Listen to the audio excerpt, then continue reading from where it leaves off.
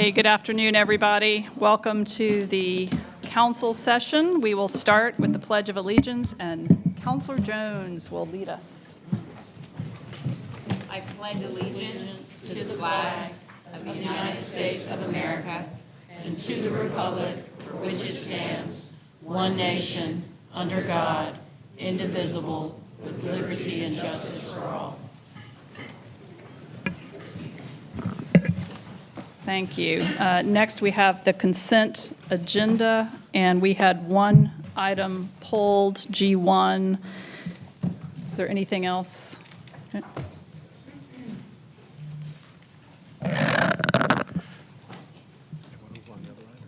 Yeah, I mean, up to you. Do you want to make a motion on the remaining items and we can approve those first? I'll move approval of the remaining items. Second. Second from Councilor Patton. Any other discussion? If not, all in favor, aye. Aye. All opposed, nay. All right, so that passes. And now Councilor Silver on G1. Yeah, just for the city manager, I sat down with both Kerry Painter and the assistant city manager, Avent Raleigh. There was an illustration in the packet. I sat down with the assistant city manager earlier. I'm satisfied with the illustration. I understand it's just an illustration, but I am voting to be consistent with what was in that design, knowing there may be some minor modifications. Just want to make sure that is how it's going to go forward. And with that, I'd move that we approve that item to go out to bid. Right. We've had a first and a second. Any other conversation? If not, all in favor of the motion, aye. Aye. All opposed? All right, and that passes. And that brings us to public comment. Good afternoon, Madam Mayor, members of council. I'm Rand Northam with the Communications Department. I just want to welcome folks to our council chamber and give a couple quick tips for using our microphone and podium in case, especially if anybody hasn't been here before. But please, as you get up to the podium, take your time, adjust the microphone so that it's just below your mouth and you speak over top of it. Please don't move your head from side to side because while we might be able to hear you in the chamber, those who are listening at home will not be able to hear you, and we definitely want to make sure you're heard clearly. And also, we do have a handheld microphone for anybody who is not able to stand up at the podium. We'll be happy to bring that to you as well. And please don't lean in real close to the mic either. Thank you very much. All right, thank you. First speaker is Mama Kai Sanders.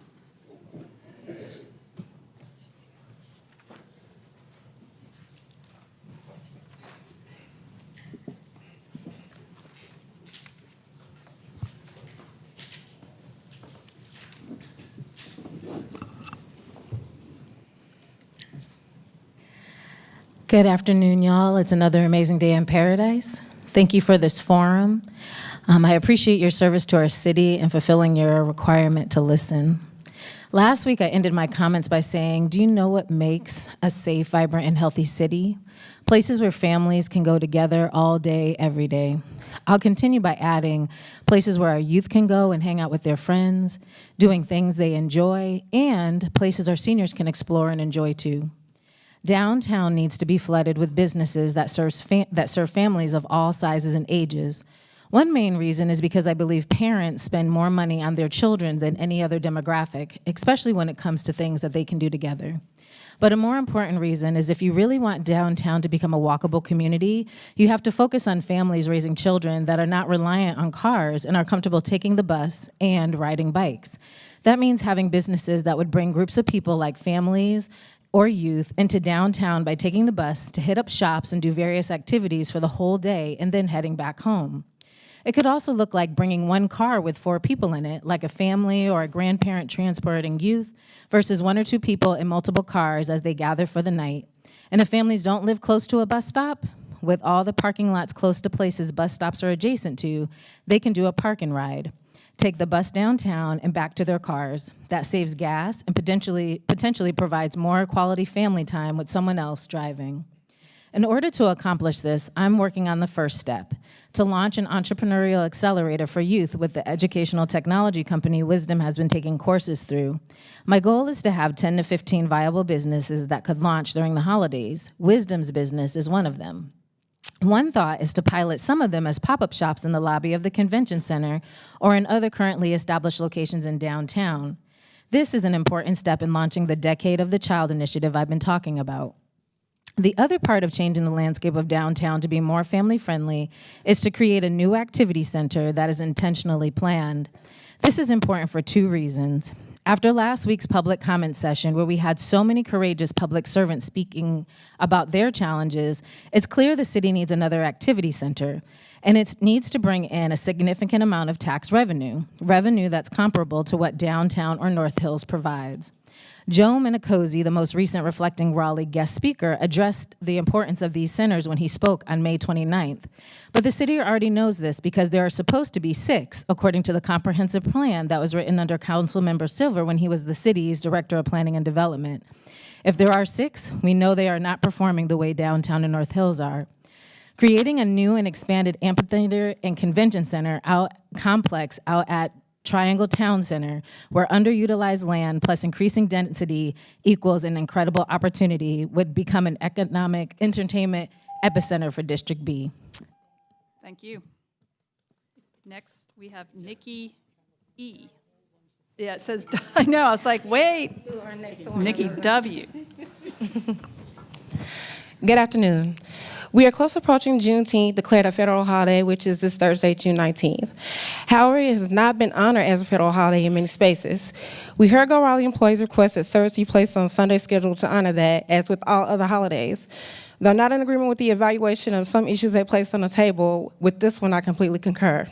The Juneteenth celebration at Dix Park was canceled due to assumption of inclement weather. It should have been rescheduled, not canceled, as this is an important event for African Americans and helps to bring all residents of Raleigh closer in connectivity, aiding and affirming that all people should be and are free. Measures could have been taken for the festivities to persist even in the rain. Many felt the thunderstorms advisory to be a scapegoat and a smack in the face, and a seeming compliance with governmental agenda now in place to erase the history and dignity of the African American people and all people of color. But perhaps this can be remedied by placing the Juneteenth celebration back on the schedule, whether at Dorothea Dix or elsewhere, or the proposed downtown Juneteenth parade, even if delayed, to prove people mistaking that Raleigh does not devalue their people of color. I also declare, decree, believe, and receive that restorations be made of the historical Fourth Ward in addition to other reparations. Despite the weather, the No Kings Raleigh participants stood in solidarity the very same day as should have been done with the Juneteenth celebration. This victorious coming together of those opposing and choosing to fight the power unauthorized in many aspects led to people moving on with restored hope, new friendships, fortified faith, and empowered to make moves to hold on to and claim their rights and freedoms. People protested the abuse of power, lack of consideration for veterans and disabled, the plot to decrease and limit education and research, penalization of free speech, opposition to LGBTQI rights, frivolous parades in the light of slashes to Social Security, Medicare, SNAP, and Medicaid, attacks on women's rights, and the most recent devastation, the take on immigration. Signs read, let them work, let them learn, let them live. I totally agree with this assertion as it pertains to those trying to do just that. Though let's not forget that we have another population here in the city who have been pleading the very same thing for a while. The population I was once a part of and continue to stand and fight for, the unhoused. The identification of many unhoused are intersecting of these very rights, making it more comprehensible of their struggles. These are people in life-threatening situations at no will of their own who just want to work, learn, and live. People. Period. So again, I ask for considerations into public toilets and assistance with food and water to get through this tumultuous summer heat in order to treat them as such, people. Because allowing people dignity and respect, valuing their mere existence helps them to get a long way. We must stand tall, for if we bend, we fall. And in the words of our Latino friends, El Pueblo Unidos jamás será vencido. Thank you. Thank you. Next, we have Sarah Quadri. Sarah here. Okay. Next, we have Octavia Rainey.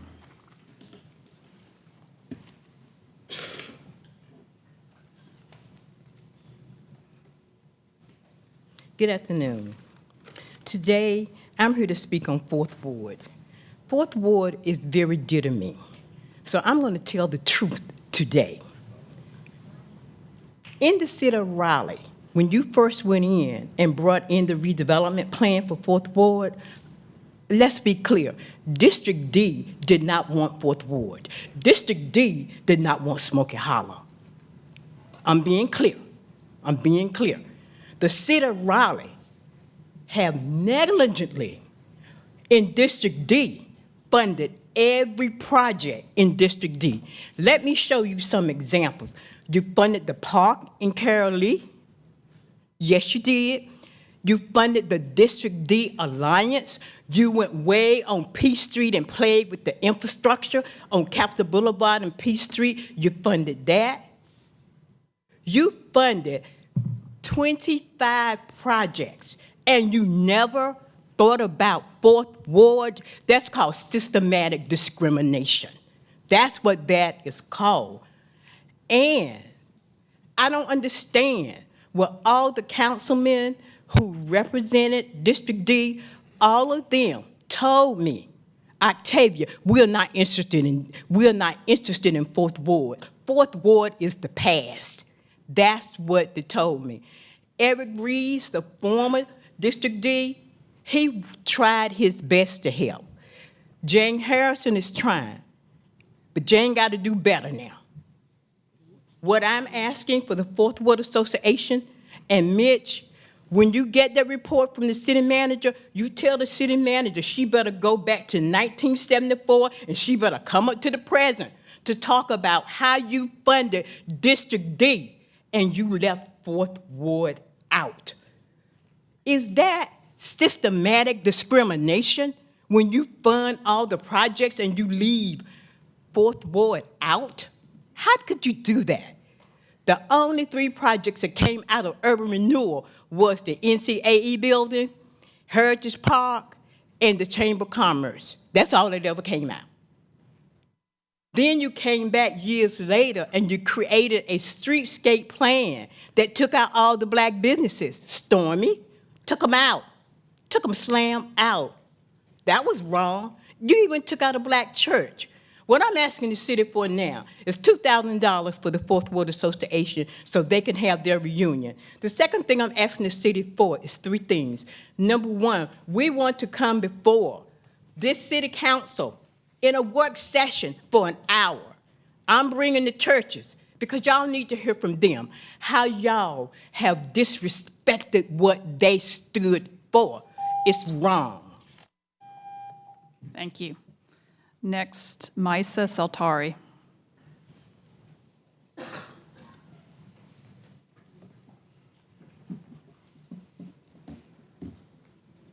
Good afternoon. Mayor Janet, no one should ever face threats or violence for their faith. The bomb threat against synagogue in Raleigh last year in Val must be condemned, that's for sure. But let's stop pretending anti-Semitism exists in a vacuum divorced from political context. Israel's violent actions, not Judaism, are driven much of the global outrage. What we're witnessing is a growing backlash against a state that claims to act in the name of the Jews, while carrying out brutal campaigns of occupation and war. From the slaughter of 10,000s of Gazans to cross-border strikes in Lebanon, Syria, and now direct attacks on Iran. Israel not just committing war crimes, is dragging the war towards wider conflict. And instead of distancing themselves, the U.S. are backing it unconditionally. The fuels of resentment, not just the government, but tragically and wrongly towards the Jewish people. Let's be clear, Israel does not represent Jews. Judaism, Zionism is different. Zionism is a political project, not a religion, and many Jews inside and outside Israel opposite on their morals, religious and human grounds. Equating Jewish identity with Israel's state is a Zionist narrative, and it's dangerous. It erases Jews' voices of dissent and points all the criticism as hate. Anti-Zionism is not anti-Semitism. In fact, conflating the two allow Israel to commit atrocities without being accountable, because any objection is painted as hate speech. That manipulative and it's dangerous the real people. If leaders like you, our mayor, Cole, want to fight anti-Semitism, that should be started by standing up against the reckless criminal behavior of the state of Israel, claiming speaking the name of the Jews while inciting the hate and suffering for all. Condemn all the hate, but don't ignore the root. People don't just hate Jews. They hate violent regime hiding behind Judaism, and that distinct matter. Free Palestine. Thank you. Hannity Ali. Hannity Ali. I call on you again, Stormy, Jonathan, Megan, Mitchell, Janet, Christina, Corey, and Jane. I call on you all to pass a ceasefire resolution for the Raleigh community to help momentum around U.S. policy surrounding sanctioning Israel, forcing them to stop their warlike agenda, putting the whole world at risk on multiple levels. The U.S. must rally, and we must start at local levels. I know deep down in your subconscious, you know what Israel is doing is wrong. We are watching a live stream genocide, and denying that is denying facts. Without me telling you, please ask yourself, do you know the death toll? I come in here week in, week out, giving death tolls of children, giving amputee tolls, orphan tolls. They're in the 39,000. I was walking with my husband the other day, and I couldn't even, I say the number so much, I don't actually think about how many children that is. Watching only U.S. news will not give you those answers because AIPAC made sure that Gaza ministry numbers were not allowed to be used. Israel is committing war crimes on so many levels, I couldn't even cover them all. The heads of Israel are international criminal court criminals. Yes. Why do we trust these judges in every other instances except when it comes to Israel? Why are we not rallying against Israel's actions to reduce hate against the Jewish community? I say this because Israel wants to be known as the Jewish state, so why would we not bother to protect our Jewish brothers and sisters from the most dangerous thing to them? Israel. After we put an end to the war, we then have to face the military, apartheid, occupation of the state of Israel. Sometimes I wonder if people actually understand that's what it is. And that is a problem. Again, for imagery's sake, imagine the movie Hunger Games, and the capital is Israel, and in order to secure their security of thieving lands and resources, they institute a military occupation. Sounds too movie-like to be real, right? Wrong. It's real and it's happening in Palestine. I will never stop saying free Palestine, no matter what Satan says, because that would make me a coward, and I'm not a coward. Free Palestine. Thank you. Athena Wallen.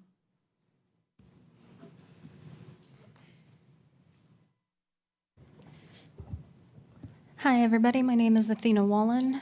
I've been expressing deep concerns about creek erosion, and I've been advocating very strongly about traffic calming and getting bike lanes on Brookside Drive, and I'm hoping that that will begin soon, and I'm so appreciative.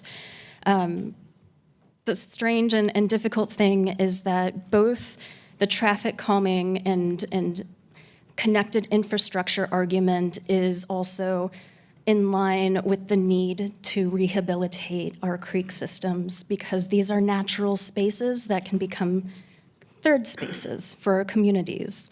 These are natural spaces where we have natural habitat, wanting to thrive, wanting to educate, wanting to get people curious, wanting to connect us back into what is literally in our backyards.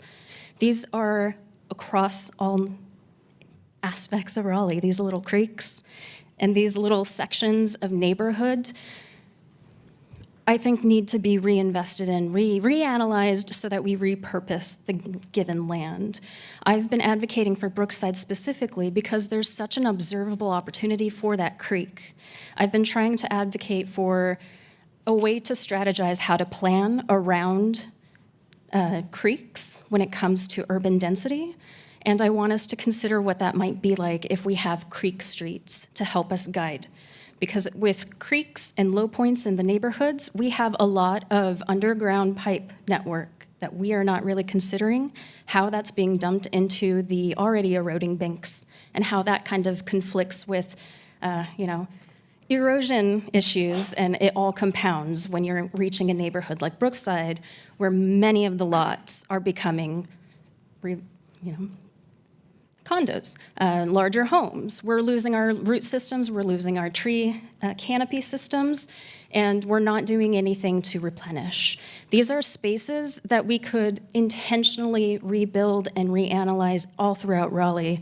This is a street that should be walkable, that should be inviting, that should be inviting people to get outside because it's beautiful. But we don't even have a connected sidewalk, and I know that's in the future. But how long has it not had a connected sidewalk? How long have we neglected our stormwater creeks? Can we please define strategies to connect communities to assets that are already there? These are connected systems that provide us that environmental resiliency that we need. And if it's failing, then communities all throughout Raleigh are suffering. Can we please strategize and analyze and reanalyze the importance of these systems right along creeks? Thank you. Brian McGinnis.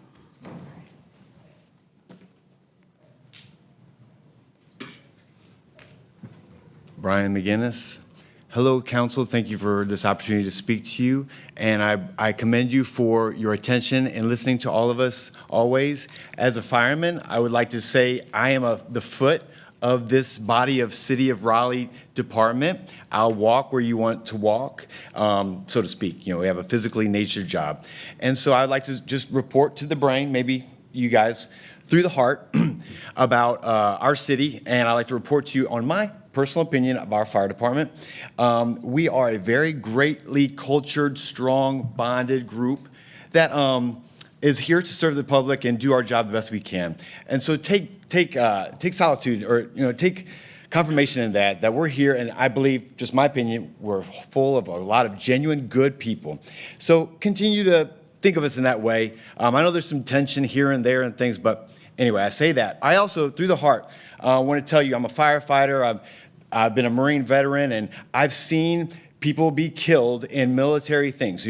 I witnessed us as the United States Marines wrongfully target a vehicle and shoot and kill a young teenage boy along in the passenger vehicle of his father's truck.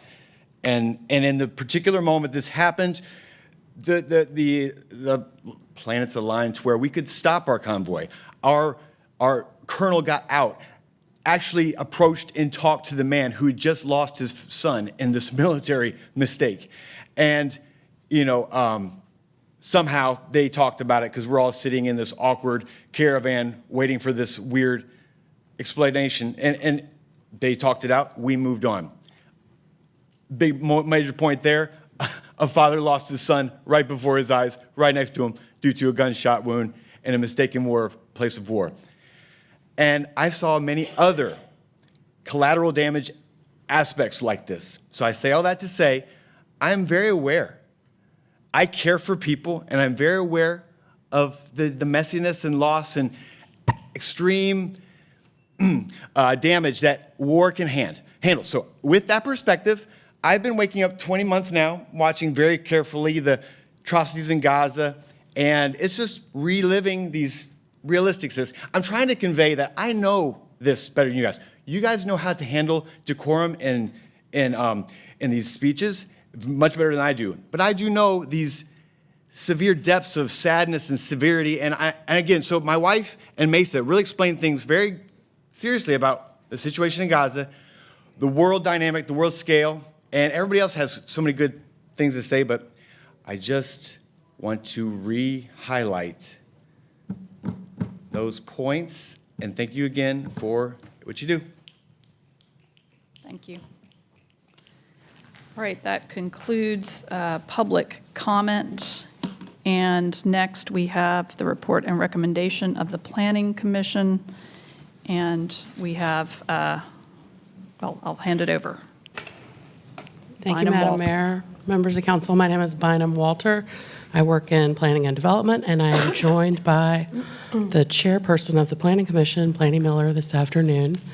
The Planning Commission is reporting out a single item to you this afternoon, and that is Z7022.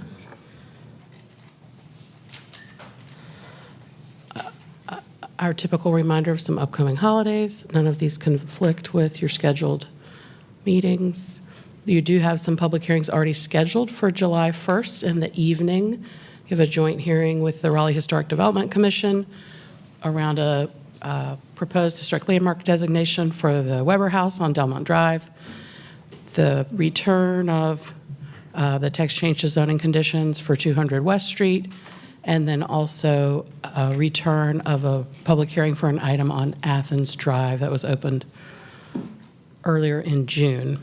So as I mentioned, Z7022, this is Glenwood Avenue at Lake Ann, is coming out to you. The proposed zoning here is a blend and would go to a combination of CX5, commercial mixed use 5 with conditions, R10 with conditions, and some conservation management. The Planning Commission recommends approval based on the signed version of conditions that they saw that were previously submitted. The applicant had submitted an unsigned version due to the Memorial Day holiday. There was some confusion about the deadline. The applicant, the Planning Commission, and staff are all suggesting that you wait until your next meeting to schedule the public hearing so that those signatures can be offered on the more recent version of conditions. So I recommend you defer this until July 1. The applicant is here if you happen to have questions for them, and if you have questions for me or the chair, we're happy to entertain those. Okay, thank you.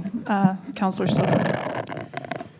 It says here in our notes that some commissioners who opposed had concerns with the clarity and enforceability of the conditions.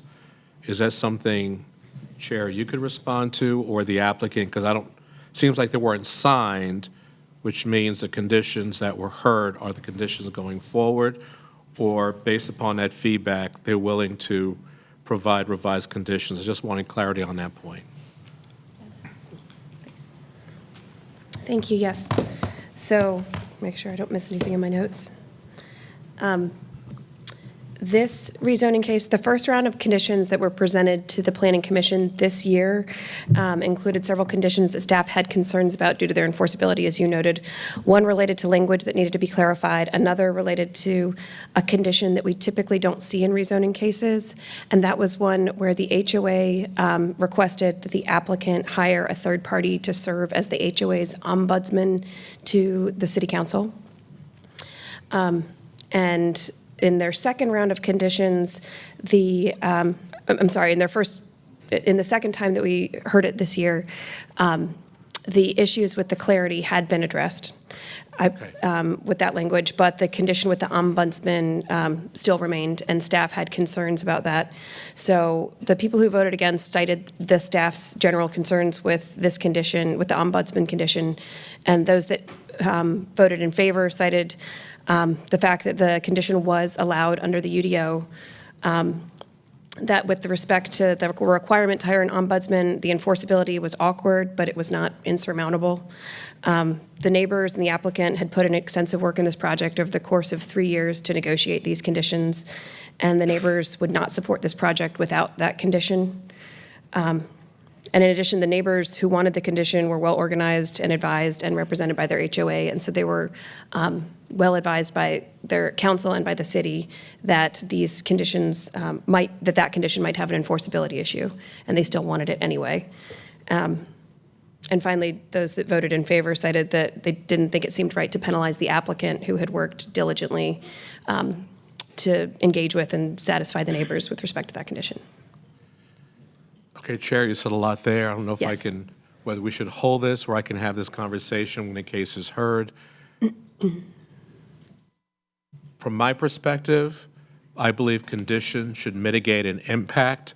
So I just need to understand what impact is that specific one mitigating, because I agree it's unusual, but what you're saying is, I wasn't clear that the code doesn't disallow it? Correct. Okay, so I don't know whether you wanted to respond, because that Yes. is an interesting condition. Isabel Maddox here for the applicant. Good afternoon, members of council, Councilman Silver. Yes, we have negotiated with the HOA long and hard, and the condition of what the Chair Miller spoke about is a requirement that we appoint a third-party representative on stormwater issues so that if the neighbors have a concern during the course of the development, they have somebody they can call, can get quick answers to. And this person would coordinate with staff, not with council so much, but with staff, with the staff stormwater department. So there'll be a three-way conversation.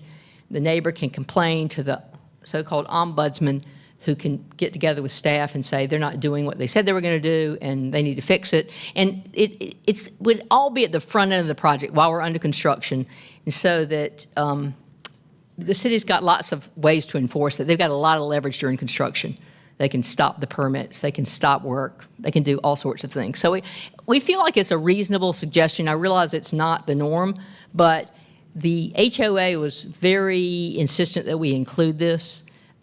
They wanted the extra lever of city enforcement so that they wouldn't have, we have a side agreement, but the recourse, if we didn't do what we said we were going to do, would be to sue us, and that's an expensive and long drawn-out process. So they think if they get the city, that leverage with the city, that really helps. So that is why we keep this in. In the short term, we did submit some signed conditions the Friday before the Tuesday Planning Commission meeting, but because of the Memorial Day holiday, that wasn't early enough, and so those are there. They just need to be, we just need an extra day. So we will resubmit those, but we still have an issue with staff wasn't 100% happy about the conditions, I'll tell you that, but we feel like it was a good compromise between staff, neighborhood, applicant. Well, I share staff's discomfort, so we'll let the case continue on, but. Well, we had Councilor Patton and then Jones. Yeah, it's staying on this with the third-party ombudsman. Like, I'm trying to understand why the neighbors need it to be a third party. And I mean, we have neighbors who contact the city all the time when they think development is not going according to plan. Can someone illuminate for me that the need for it to be a third party? Well, we added a few extra stormwater conditions. They just felt that because of the sensitivity, we got Turkey Creek there, we've got Lake Ann.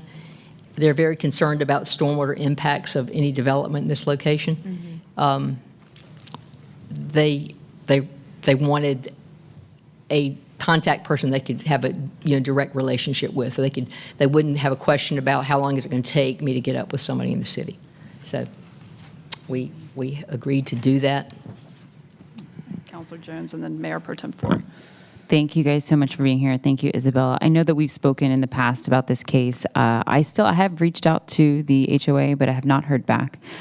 So I will continue my outreach to you. Are you saying that with that condition, whether or not it's confusing, but if that goes through, that they are in support of the case? Yes. So it's, okay, well, I will continue. They supported the case at Planning Commission, understanding that we still had to get y'all to hold it today.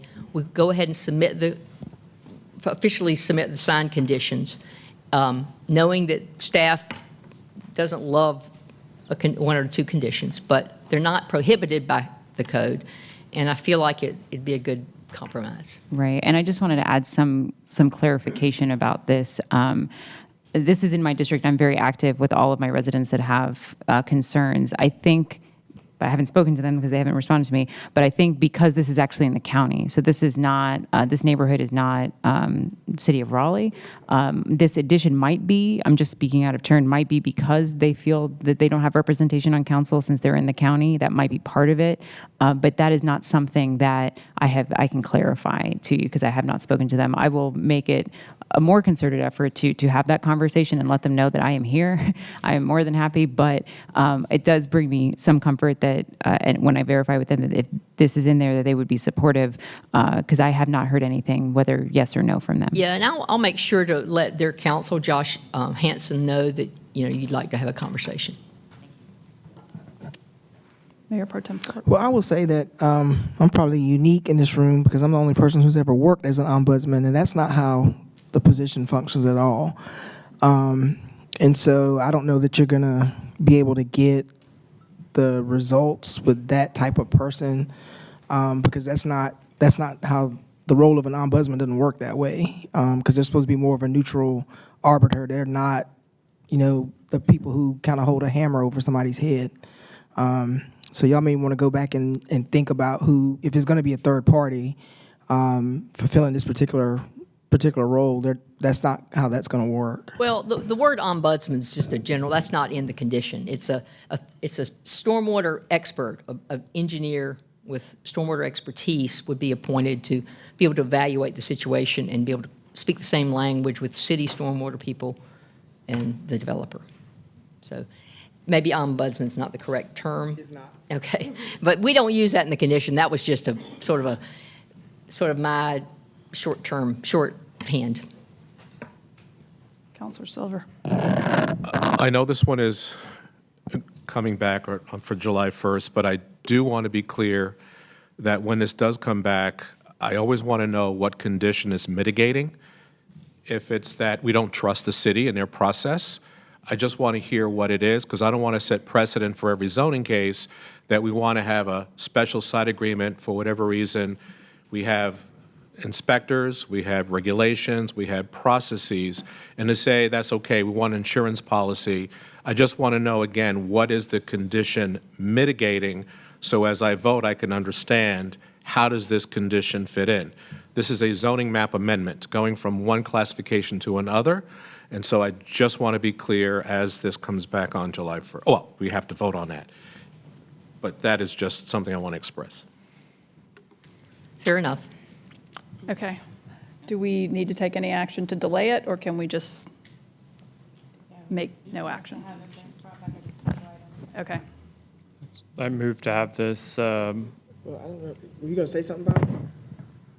You're headed in the right direction. Please keep going. I was going to say I move to have this case brought back as a special item on July 1st. Second. All right. All in favor of the motion, aye. Aye. All opposed? Thank you. All right, thank you. All right, special items, tax exempt private activity bonds. We have the city clerk.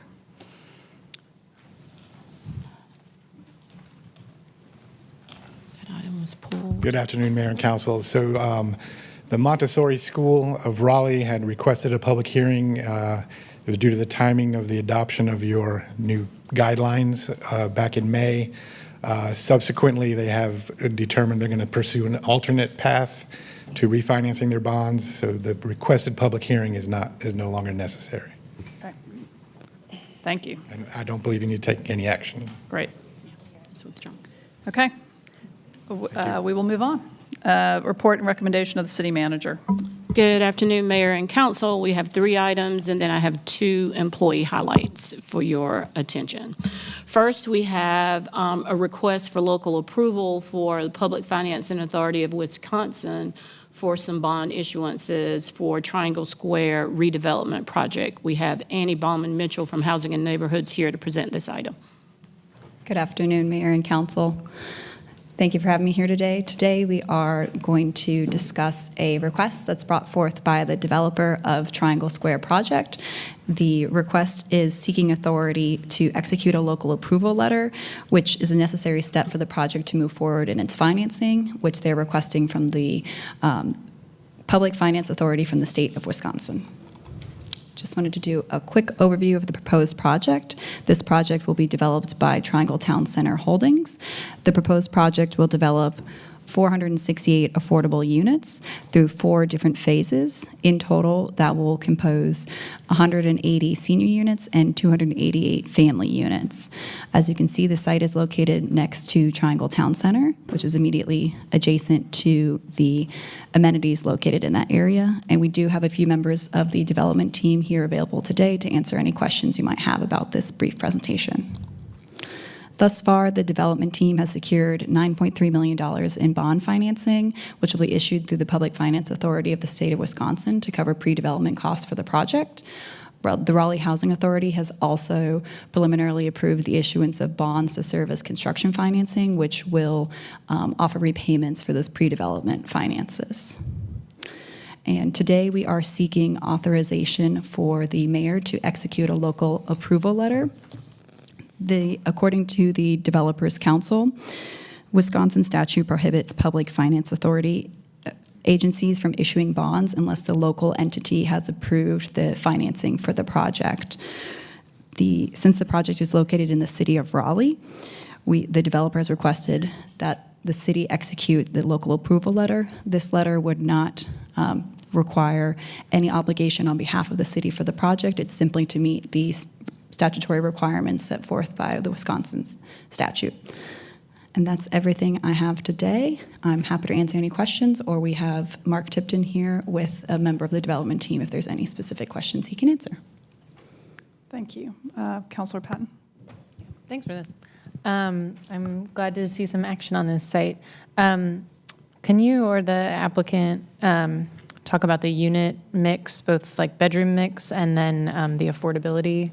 Sure. I'll have Mark come forward and answer those questions.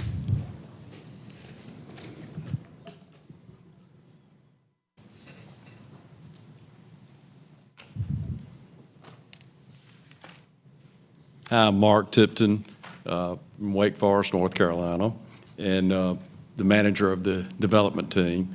What was your question? Can you talk about the affordability mix and the unit, like bedroom mix that we'll see on the site? I can't specifically speak about the bedroom mix, but we do 60% of area median income, all of them, and we just finished Oak Forest, which is just down the street. It's 120 units of senior. We're going to be doing the first 192 units of affordable housing for this bond. This bond allows us to get it going, and this acknowledgement of the bond is what is required by the Wisconsin. So it's just an acknowledgement of it. And but the first phase is 192 units, and then we'll come in, and the reason we're able to do this is because of the QCT. The QCT is only good for a year, and so that gives us a 30% boost to make the numbers work. And that's why we're trying to get this thing started now to be able to make that happen. Sure. So they'll all be at 60% AMI, you're saying?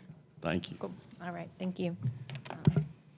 Well, I'm glad to see this project moving forward, so at the appropriate time, happy to make a motion to authorize the mayor to execute the letter. Okay, I'll just say that is your motion, That's if my you're motion. comfortable. Okay, and we have a second. Any other discussion on this? If not, all in favor of the motion, aye. Aye. All opposed, nay. Thank you. I love you. Thank you. It's not our usual response.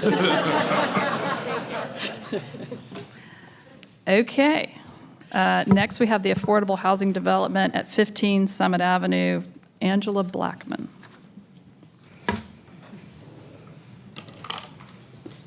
Good afternoon, esteemed council members, city manager, and mayors.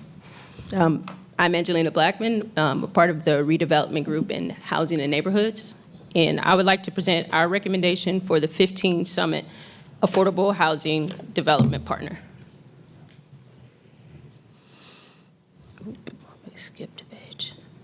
Here's a brief overview of what we'll talk about today. So I'll go over the background of the RFP, and then I'll talk a bit about the process and the proposals, and then I'll present the recommended development partner. Here's a quick timeline of the project. In June of 2023, the initial request for proposal was issued, and we received only one complete proposal from Next Step Development. Their proposed development was not permitted under the existing zoning. So in February of 2024, the site was rezoned, and then in December of 2024, the RFP was reissued with proposals due in February.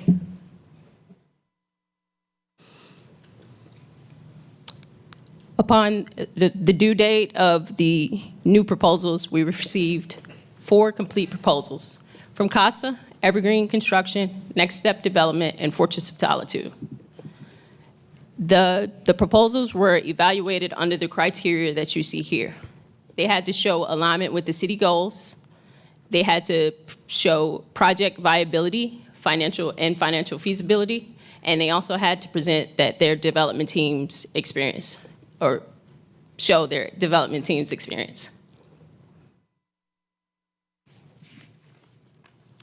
So after evaluation, staff recommended CASA as the development partner. They have a unique partnership with Operation Coming Home, who proudly serves veterans. Their tiny home design produced their tiny home design showed a very balanced, gentle density with compact yet comfortable homes. CASA also has a very extensive 30-year history of developing, owning, and managing supportive housing.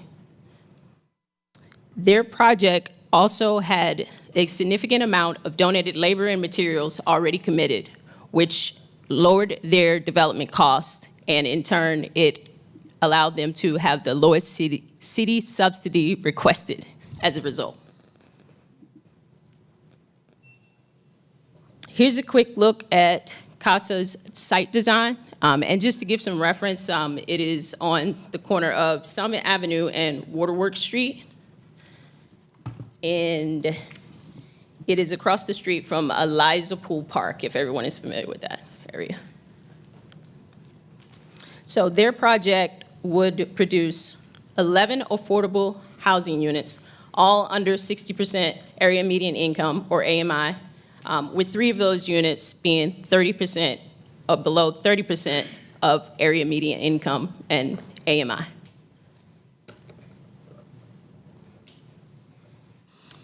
The staff recommend that council approve conditional commitment of $368,573 in gap financing, and authorize the budget transfer. Also adopt the resolution for ground lease, and then also authorize appropriate city officials to execute all required loan documents.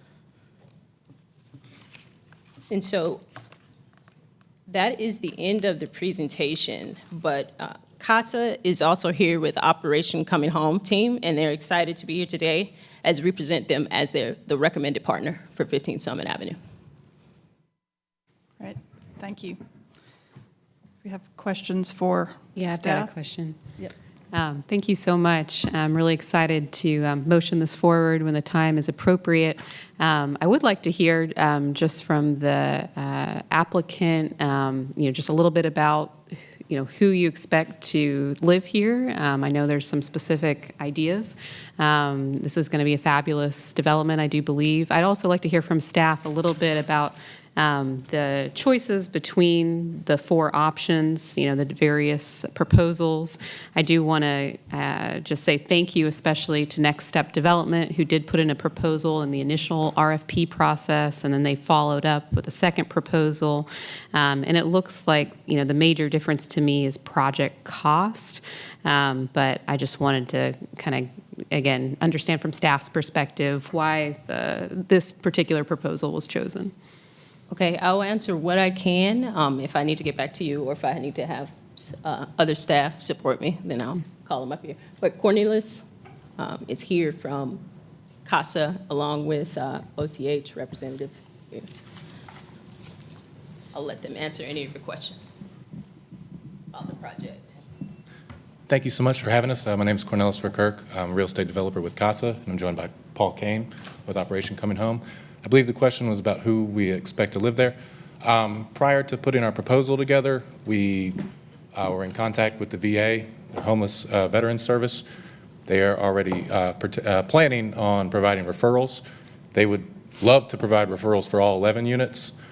So we also expect that it'll be members of the HUD-VASH program. In case they cannot provide all the referrals needed, we also have developed a partnership with Veteran Bridge Home, who I believe has been in contact with the city before. But they provide kind of light case management, and one of their biggest needs is connecting their veterans to housing. So they will also be a referral partner. One unit will be set aside for a referral from the city itself, and we've spoken with city staff, and they expect that, given the pool of people that they're working with, they expect that could be a veteran as well. But all 11 units will be dedicated to veterans. And I think it actually might have been backwards. I believe 4 of the units will actually be for folks who are earning at most 30% of area median income, 4 for 50% area median income, and then 3 for 60% area median income. If we're able to, that might be even deeper affordability than 60% AMI if VA is able to provide more referrals from folks from the HUD-VASH program. We could have more vouchers in there to still make the property cash flow at 60% AMI rents, but it would actually be serving someone who is earning less than, say, $25,000 per year. Thank you.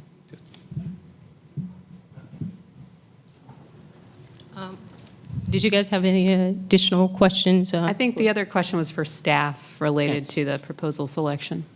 The proposal selection? I have a director here to support, so. Yeah, thanks for the question, Emma Sutton, Housing and Neighborhoods. So the applications were scored by a group of staff between the Housing Department and Planning Development, and CASA came out on top for these scoring criteria listed here. So for all of these areas, CASA was the highest scoring application. So that's how they were determined to be the recommended awardee. Okay.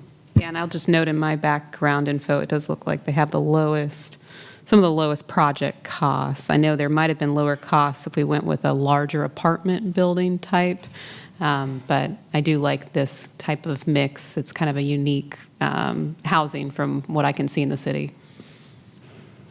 It is, yes, and they had the lowest per unit subsidy costs, as you mentioned. A lot of that, and Cornelis, you can speak to this as well, is due to their donations that they have already secured for in-kind labor costs as well as other development support. I can speak to that. Yeah, please. Thank you, Emma. One of the reasons why our cost per unit is so low is thanks to Operation Coming Home. That's a sort of a nonprofit partnership between Veteran Corps and then the Wake County Home Builders Association. So they use their pool of, their building network to get a lot of the cost donated for this. So we're estimating of those costs up to potentially 80% of vertical construction will be donated through their contracting partners, as well as maybe up to 50% of the site work costs. So that's why we're able to, this is a new model for CASA, but it's something that Operation Coming Home has a lot of experience with. So that's one of the reasons why we're able to have much lower costs than a normal project of this size. Yeah, I love the partnership. Do you want to add anything? Thank you for considering us for this. Operation Coming Home has a 17-year history of building new homes for injured veterans. In fact, Thursday morning, we're going to do the groundbreaking for home number 29 in Garner. And every home built has been 100% provided to the recipient, mortgage-free, and it comes through the generosity of the developer who offers the land for free, the builder who then leans on his trade partners who all then provide their at either a generous discount or for free. So we come to this project with that background and that history of knowing the hearts of our members who are willing to step up, especially for veterans. And so the amount that's been offered as the gap funding, we hope to even lower that need as we go. That we believe that the number that's being offered up in this is very realistic in terms of the history we have from the giving of our community. And our goal personally is to lower that even more. Great, thank you. I think with that, I'm going to go ahead and motion forward to approve the conditional commitment of gap financing funds to CASA for this 11-unit rental development. Second. Any other conversation? If not, all in favor of the motion, aye. Aye. All opposed, nay, and that passes. Thank you so much for deeply affordable units for veterans. That's awesome. The next item is strategic plan. So we have Heather McDougall and Christina Leos here from Strategy and Innovation. We're all off track today. We're playing different roles here today. So. Great. So Heather McDougall, yes. Really excited to present this to you, and we are just again grateful for the ongoing support and time that you've given. And I'll hand it over to Christina Leos.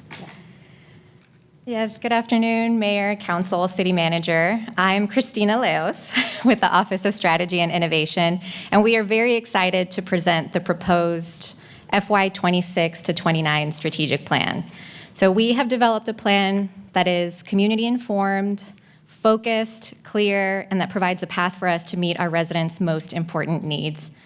This plan helps to direct our efforts where it really matters, guided by your priorities, our resident voices, and staff perspectives. But before we get started today, we want to share some of the successes from our previous strategic plan that are driving the momentum as we go into our next one. So if you'll take a moment to watch a video. Making life better for the people who live and work in Raleigh is what the city's strategic plan is all about. We launched the plan 5 years ago as a blueprint for real change. We focused on what truly matters: increasing affordable housing options, getting around town, supporting public art and local businesses, protecting our environment, and ensuring everyone's voice is heard. Starting a small business is super overwhelming. There's a lot that goes into starting one, so it was our mission as a small business team to create a centralized resource hub on our website for small businesses to go on and find all of the resources and information that they need to get started. So the Home Buyer Assistance Program provides down payment assistance for first-time home buyers. And over the last 5 years, we have provided assistance for over 200 families to purchase their first home. Every project, service, and improvement is powered by city staff who bring these goals to life. We love that the strategic plan is an opportunity for us to always be thinking about how we can improve, how we can innovate, and really have the greatest impact we can have for Raleigh. From small wins to transformational changes, the strategic plan has helped make Raleigh a better place. As we close this chapter, we're already turning our focus to the next strategic plan and new opportunities ahead. Together, we make big ideas happen.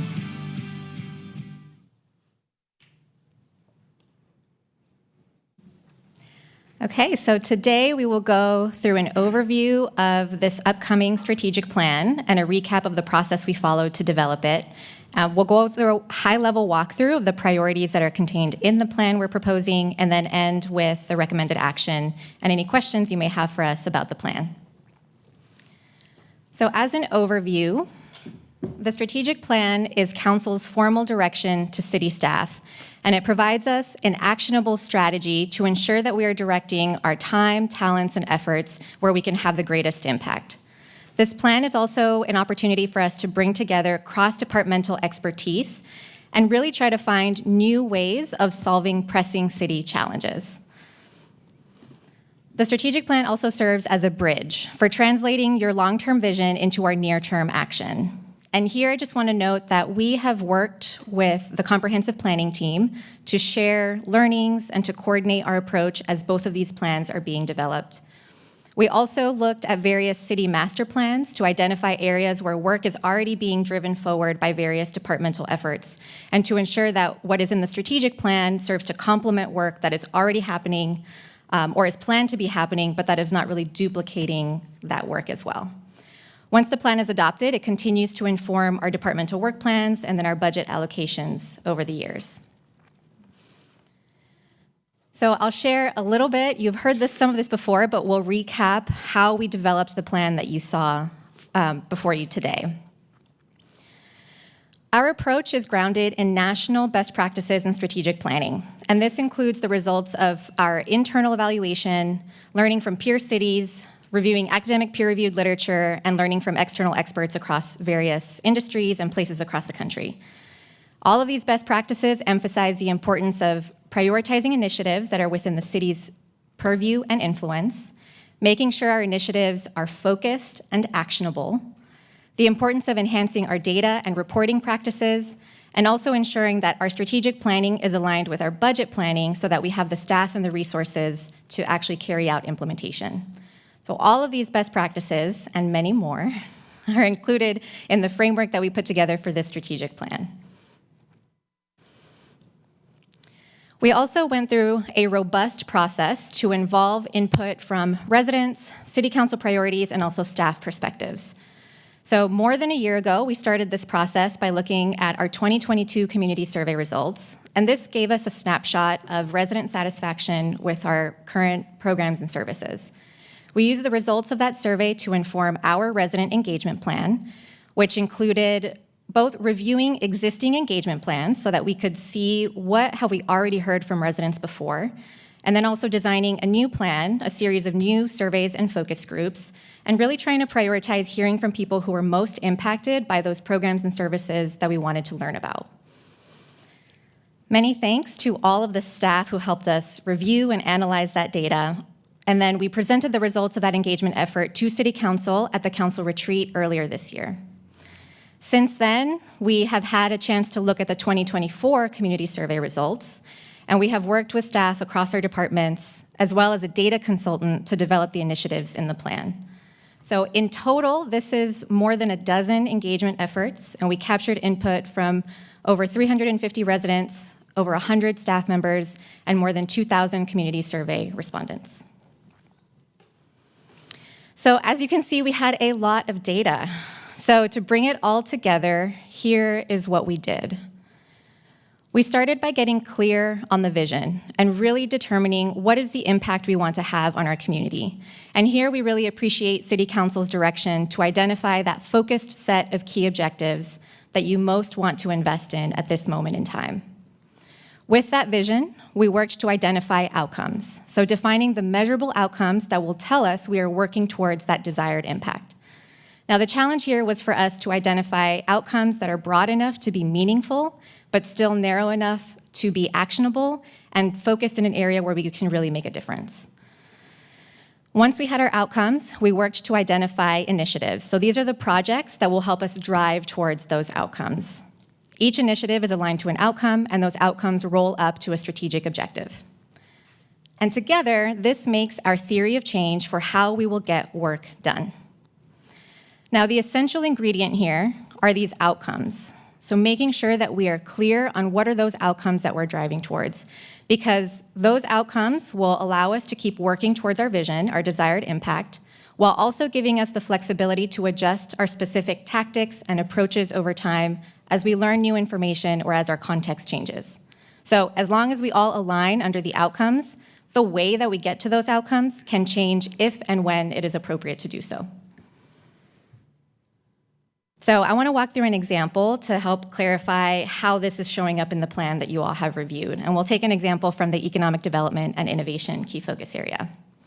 So our vision is here, the council identified strategic objective that you see. I won't read it out loud, but you see this listed on the screen. Next, to identify our outcomes, we looked to identify how would we know that we're making progress towards this ultimate vision. Here we identified improving resident satisfaction with the ease of doing business with the city. And in this instance, this measure comes from our community survey. From here, we worked to identify one or more projects that will drive towards, that are associated with the ease of doing business with the city. In this case, we know that a key pain point associated with this is the time that it takes for a vendor to get paid. So we structured an initiative around faster contracting and payment times. One way that we can monitor this work is by looking at the average time to complete a contract. So hopefully this paints a clearer picture of how we followed this process, tried to really align with the priorities that you set out for us, staying focused on the goals, and then also trying to look at data as much as we can at this point in time. Now, I do want to emphasize that the measures we've identified so far are very, very much preliminary.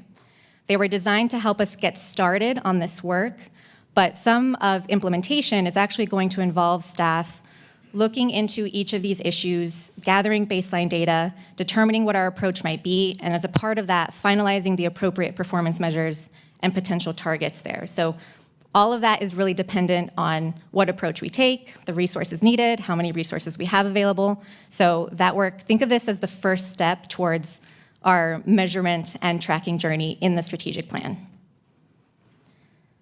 So with that context, I think we are now ready to get into the content of the plan. So the full plan was shared as a part of the agenda materials, but I'm going to do just a high-level summary of what is included in each key focus area. So the current plan, oh no. The current plan has 7 key focus areas, 11 objectives, and 49 initiatives. Our 7 key focus areas are here on the screen. We have discussed these before. Some new additions are a newly named quality of life, a newly named environmental resilience, and then community safety and housing as standalone key focus areas.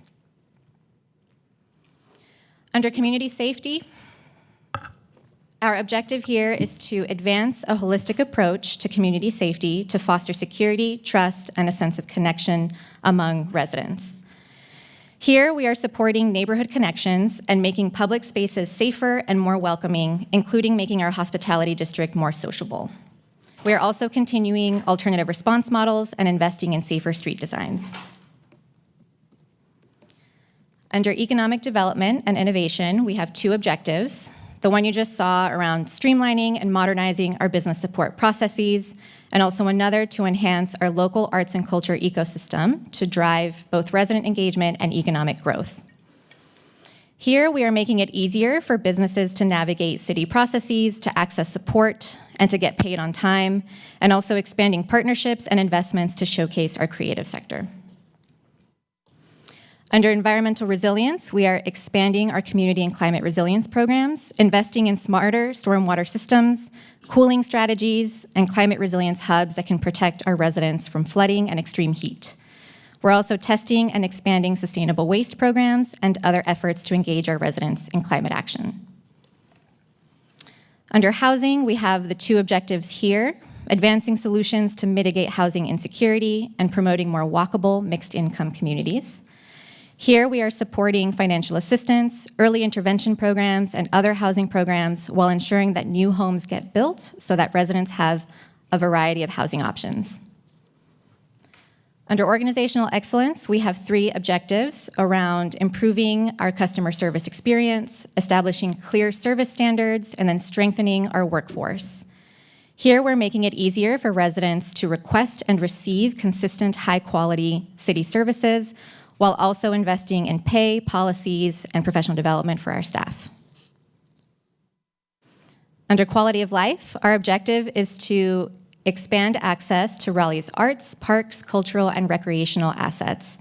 And here we are bringing programming into more neighborhoods, including outside of the downtown core, and making sure that our programs reflect the diversity of interests and needs of our community. And finally, under transportation and transit, we are enhancing mobility and accessibility to improve transit frequency, pedestrian safety, and connections between transportation options. Here, we are investing in sidewalks, bike routes, and more frequent Go Raleigh service to better connect our residents to the services they need, but also focusing on comfort, safety, and frequency, especially for those who rely on transit the most.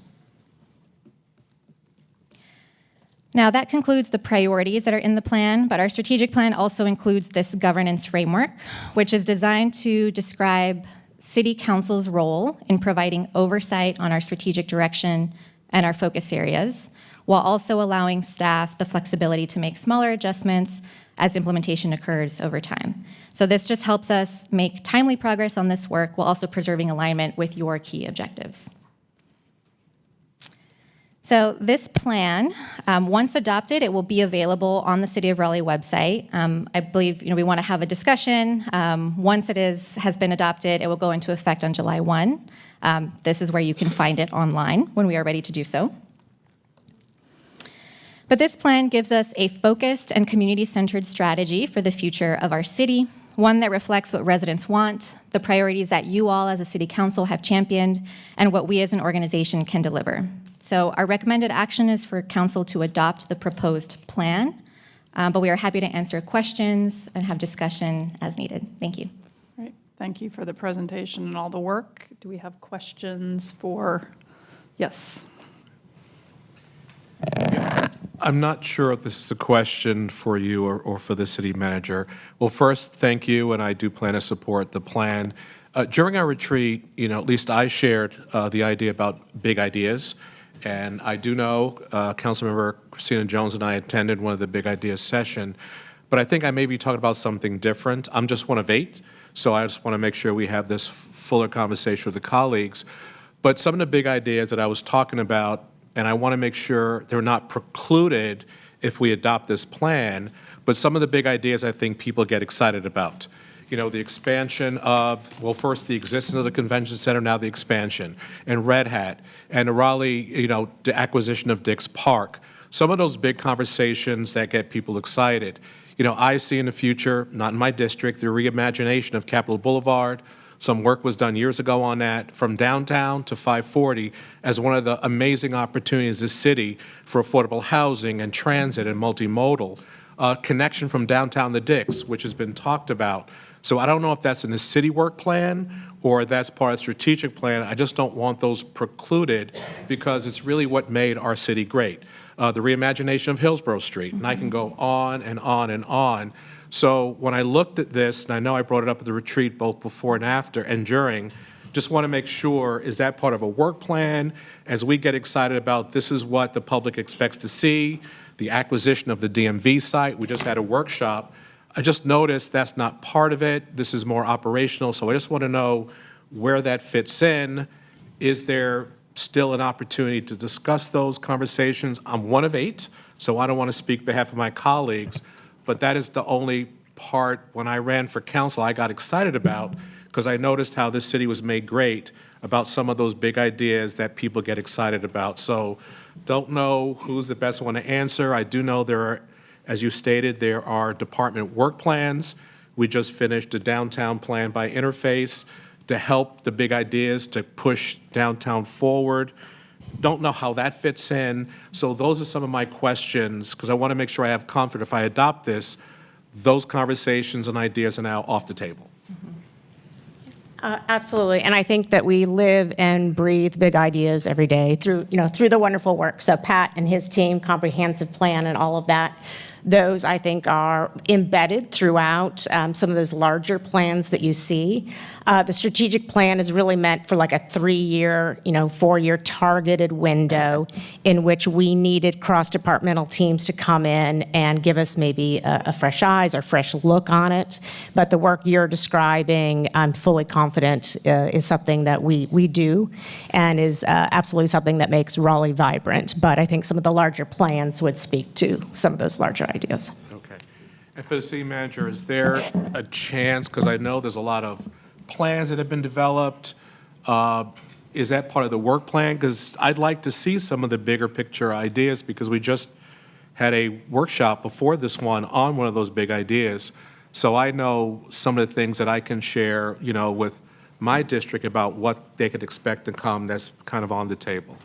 Absolutely. Each department presents a business plan each year as part of their departmental operation system for the year, for the lack of a better word. And quite frankly, evaluations and all of the work throughout the year are aligned and tied to that work. We are bringing back on July the 1st, as we committed, a projects update, and that will be an overview of all of the major projects to include almost each one of the ones that you mentioned a few minutes ago, just so that you can have a progress update on where we are, where we're going next. I think as we continue to have the conversation of how we continue to breathe life into the strategic plan, that would be a greater opportunity at the fall mid-year city council retreat, where we can then talk further about some of the projects that aren't necessary on the roadmap in design or financing at this point, but in concept, so that we can kind of figure out how we can get them into the mode of being considered for operationalizing. Thank you. Is that part of a work session or that's going to be an agenda item on a regular business meeting? The project's update will be a regular agenda item. Okay. It will either be under the manager's report or as a special item, since we committed to bring it back on a quarterly basis. All right, thank you. Thank you. Counselor Jones. Thank you guys so much for your work. I apologize that I couldn't get my comments in on time, but I appreciate your feedback and incorporating the questions that I did present. I think overall, I love all of the 7 key areas. What I had questions on, which I won't, specifically ask all of them, but they were more around the metrics, and I think you addressed that. You said, hey, this is just the initial plan, but we need, so as we move forward, making sure those metrics can define all of those initiatives that we're putting through, I think is going to be my constant follow-through question as we move through. Some comments that are outside of what I think for you, I think it's more for discussion on council. We're going from the 4, we have 5 right now, going to 7, and noting that all of our strategic initiatives are what really fuel our committee work. I understand that moving from 4 committees to 7 is a little bit daunting. And so I offer just some thoughts on that, because that's what I was thinking about. And is there a possibility to combine some so that we stick with the 4, but we do maybe community safety and organizational excellence together, since it's about community and staff support, maybe that's together. Maybe EDI and quality of life go together for economic development, and then the quality of life aspect. Can environmental resilience and housing go together, and then put transit there? That leaves us with the 4 that we currently have, expands the scope of work, but I do understand that GNR, you guys are so busy. So adding housing, that's a lot to you. So I just offer those as thoughts. And then one more thing is that I also think this is a great opportunity to include our boards and commissions, and saying, how do we guide some of their conversations toward a specific initiative. And so I won't break it down, but I won't say it here, but I've broken them down into the 28 boards that we have on the website, and separating them among the 4 groups that I just mentioned to you, and kind of giving them some guidance to say, okay, community engagement board, we're going to put you with community safety and organizational excellence. That way, when we have questions, that's the committee that is really fueling the work that you do. I'll send that out to everybody else so you can see all my thoughts, but these are just my opinions, and really how do we take this strategic plan to something that is actionable, and that the community can say, okay, I can make my voice heard there. So I just wanted to throw those thoughts out, but thank you so much for your work. It was great. I will just ask the city manager, so in terms of Councilor Jones's suggestions of following up after, assuming this will be approved, and this is a great framework for the rest of our work, could we talk about those committee names and how those would combine? Yes, staff has done some pre-work, and ideally we were trying to see what was going to come out of the boards and commission review to kind of inform what the recommendation would look like for what we do with the new structure. We have some new names or some combinations as well. So that is going to be coming relatively shortly after we get some direction from the study from the special committee. Thank you. Councilor Patton. Thank you for all of this. Thanks for giving us opportunities to provide comment from the time of the retreat and on through. I think one of the big notes that we had as you launched the public-facing part of the process was just to make it very accessible to the community, less jargony and just very readable. And I think that you have accomplished that brief. I think it's very accessible to the community. So props to you for that. I'll echo Councilmember Jones, and I think we've had some communications to echo this too, but some of these are, as you mentioned, very broad now, and we'll dial in. I do think, so I'm looking at some of the public safety ones. So they say improved ratings of safety in Raleigh overall. At some point, it'll be good to get to a place that says we're bringing perceptions of safety from 85% to 87%, or whatever the sort of realistic target is, and putting some numbers around that will be good work to do in time. So anyway, good work so far. I think that's a good a feedback for future evolution of this. I think so. Counselor Harrison. Yeah, I just want to extend my thanks for being part of this process. I didn't get to do this in my previous term. It wasn't the right time. So it's just really, I think, helpful to bring us all up to speed on what our shared goals are as a council and as a city. And I appreciate y'all taking our feedback and, incorporating it into the strategic plan. I can see it there. Thank you. Okay, any further discussion? If not, is there a motion to? Move for approval. Approve, okay. Second. All right. All in favor of the motion, aye. Aye. All opposed, nay. Thank you so much. Thank you. Thank you. And just a couple of employee highlights. We typically talk about Rams and Wolves and Eagles and Aggies at this table, but today we're going to highlight, listen, look at Jonathan down there. Today we're going to, that's the Wolf. The Wolf. We're going to highlight a pirate. He is probably going to get me for doing this.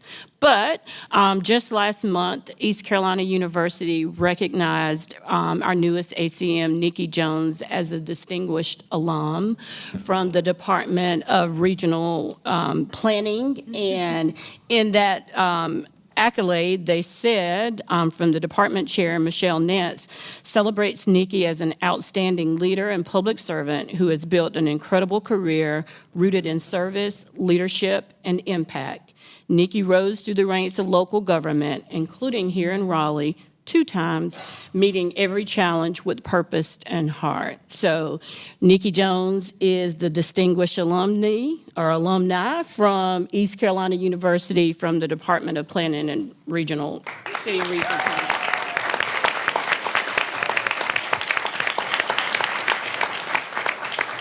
So yeah, I'm looking at him getting my words twisted up because he's going to get me later on today. And next, Carrie Painter. So the International Association of Venue Management typically acknowledges this particular person on their way out the door when they're about to retire. So Carrie is not about to retire. Let's get that real clear. She's got some projects to finish first.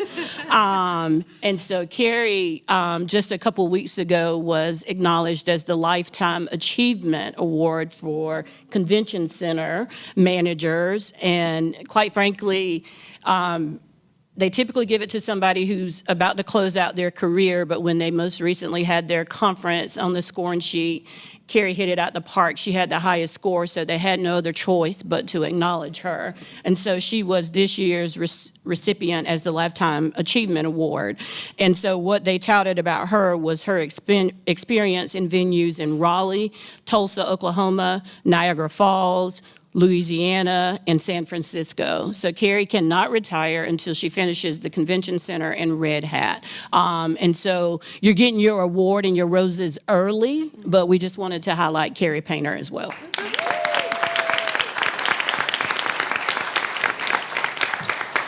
When I say we have the dream team, we truly do have the dream team. Your employees, our employees are out and about doing great work, not only in this community, but in their respective industries and professions.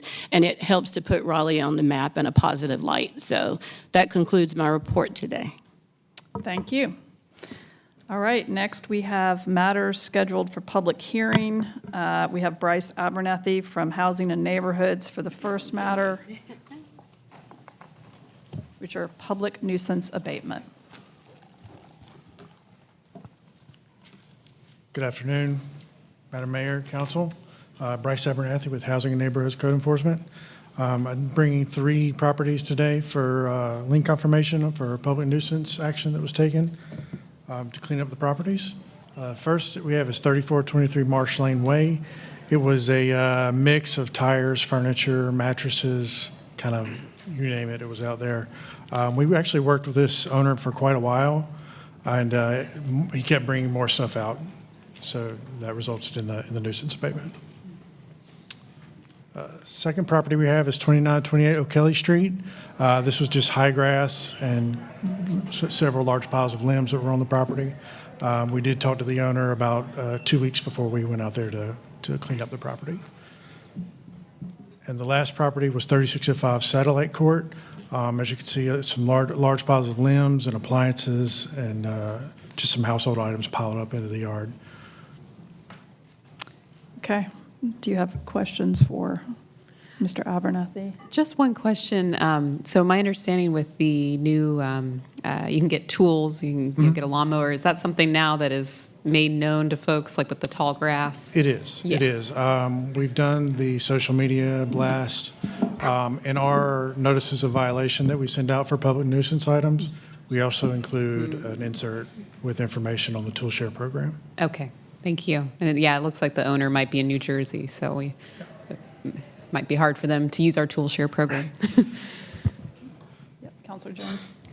I have a question not specific to this case, but in dealing with public nuisances. When a resident makes a complaint about a public nuisance and we contact the property to fix it, they are responsible in that immediate for fixing it unless they don't respond and then the city comes in, correct? Right, correct. The property owner is responsible for The property owner is clearing it up. responsible. They're given a specific amount of time to address this, and then we get to this step. So this is after all of that's happened. What happens to the cases where somebody has made a complaint and the property owner does address it? Do we keep tabs, and if that happens repeatedly, and how do we address that? Yes.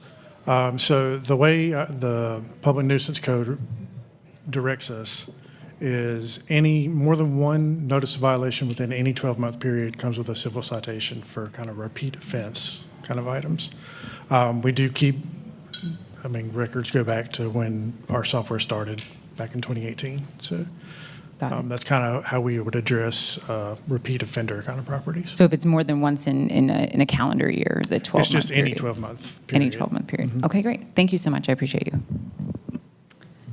All right. I can go ahead and open the public hearing for 3423 Marshland Way. We have no one in support or opposition. Close the public hearing. Do we have a motion? Move for approval. Second. Any other discussion? All in favor of the motion, aye. Aye. All opposed, nay, and that passes.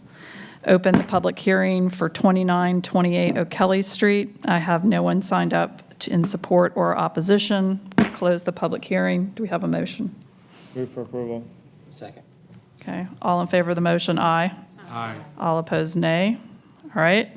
And the final, open the public hearing for 3605 Satellite Court. I have no one signed up in support or opposition, and I'm closing the public hearing.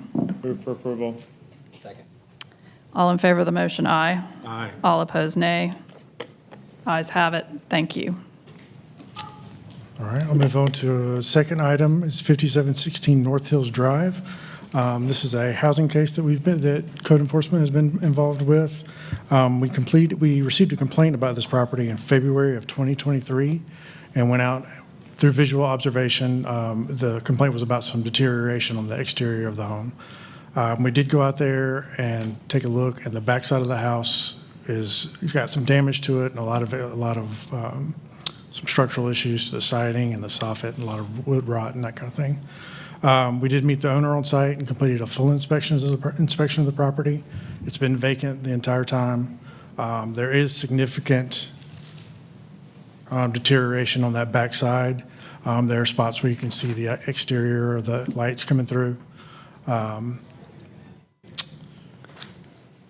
Here's a picture of what it kind of looks like on the inside, and that picture was taken about a year or two ago. So I have spoken to the property owner on several occasions, most recently yesterday, where he informed me he was wanting to sell the property. He's kind of talked about selling it through this entire process. The ordinance that I'm asking for you to adopt today is a 90-day repair or demolish ordinance. And essentially that is giving the owner 90 more days to either repair or demolish. If he were to start working in that time period, and it may push beyond that 90 days, we can certainly work with him on a time frame to get those repairs made. Or the other option is if he sells it within that 90 days, we would work with any new owners to make repairs or demolish within that time frame. Okay. Do you have questions for staff? And then just to clarify, at the end of the 90 days, if neither of those scenarios happens, either the current property owner does not begin work, nor do they sell it, then the city would repair or That would be the demolish. conclusion, that we would tear it down after 90 days. And then the lien would be applied at the Correct. appropriate amount. Okay. Okay, I'm going to open the hearing on 5716 North Hills Drive. I have no one signed up in support or opposition, and I am closing the public hearing. Move for approval. All right, we have a motion and a second. All in favor of the motion, aye. Aye. All opposed, nay. Ayes have it. Thank you for your work. All right, next we have the petition annexation of 3400, 3500 Barwell Road. Christopher Golden. Good afternoon, Madam Mayor, members of the council. Christopher Golden with Planning and Development. The first annexation you've got before you today is AX 525 on Barwell Road, 34 and 3500 block, one large parcel. Zoned RX3 conditional use and R10 conditional use. Those were approved back in 2021 and 2024. The lot is approximately 27.7 acres. The proposed use on this property is 216 townhomes and one detached house. There was a subdivision approved in 2024 on this. There's a site plan that's currently under review. There's water on site. There's sewer to the site. It's surrounded by similar residential uses. You can see that parcel in the larger scheme of things where it's in that little, it's not necessarily an unincorporated pocket, but it's close. So off of, to the north of Rock Quarry Road and to the east of South New Hope Road. So even further zoomed out, you can see that to the east of I-40 and the Beltline, to the west of the Neuse River. You can see the utility location here, your blue and green lines. Blue is water, green is sewer. So they're through the site, and water's through the site, and sewer is adjacent. The current zoning on those properties, as I mentioned before, and you can see on the future land use map, that's moderate scale residential. And in the site plan and topography, no floodplains present. So if this is annexed today, this would come into the boundaries of Council District C. And if you have any questions, I am more than happy to answer them for you today. Okay. Any questions for Mr. Golden? All right, I will open the public hearing on 3400, 3500 Barwell Road. There is no one signed up in support or opposition, so I will close the hearing. Madam Mayor, if I may, Yep. I move for approval of annexation. Second. All right, any other discussion? If not, all in favor of the motion, aye. Aye. All opposed, nay. All right. All right, so one against. Okay, the next item was petition annexation AX 0725, 3810, 3824 Mitchell Mill Road in District B. Thank you. So this is zoned R4. It's almost 3 acres. It's in the 3800 block of Mitchell Mill Road. The proposed use on this is 14 townhomes. There was a subdivision approved on this in 2023. Oh, it's not showing. That's odd. Thank you for pointing that out. I'm looking at my screen. Is there any way we can pop this on? I see the presentation on my screen, so we're just not seeing it on the main screen. Thank you. Perfect. All right. So I'll back up there. Mention the acreage, mention the zoning. So proposed use, 14 townhomes, subdivision is approved on that. There was also a site plan approved on this in 2024. There's water and sewer adjacent to the site. This is located in an unincorporated county pocket. If you count the fact that it's a larger pocket where Raleigh is bordering that and Wake Forest to the north, it does have the service consideration being outside those standard response times for full fire response.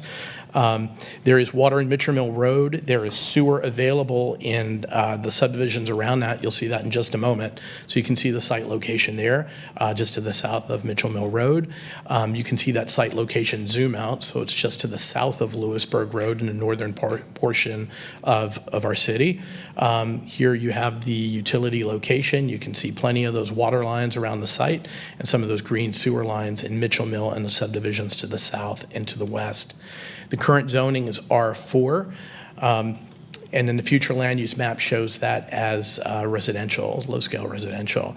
The site topography and floodplain is showing fairly level site, not showing any floodplains in that area. You can see the site location here from above. It is, at the time of this photograph, wooded, and you can see an approved subdivision plan right there showing the footprints of those 14 townhomes. And there is this view of the site from the street view. If you have any questions, more than happy to answer them. Also, if you do annex this today, it'll come to the boundaries of Council District B. So, Okay, questions? Councilor Patton. Yeah, probably not for you. Making sure we're still on track to hear the fire master plan at our next meeting? Yes. Yes.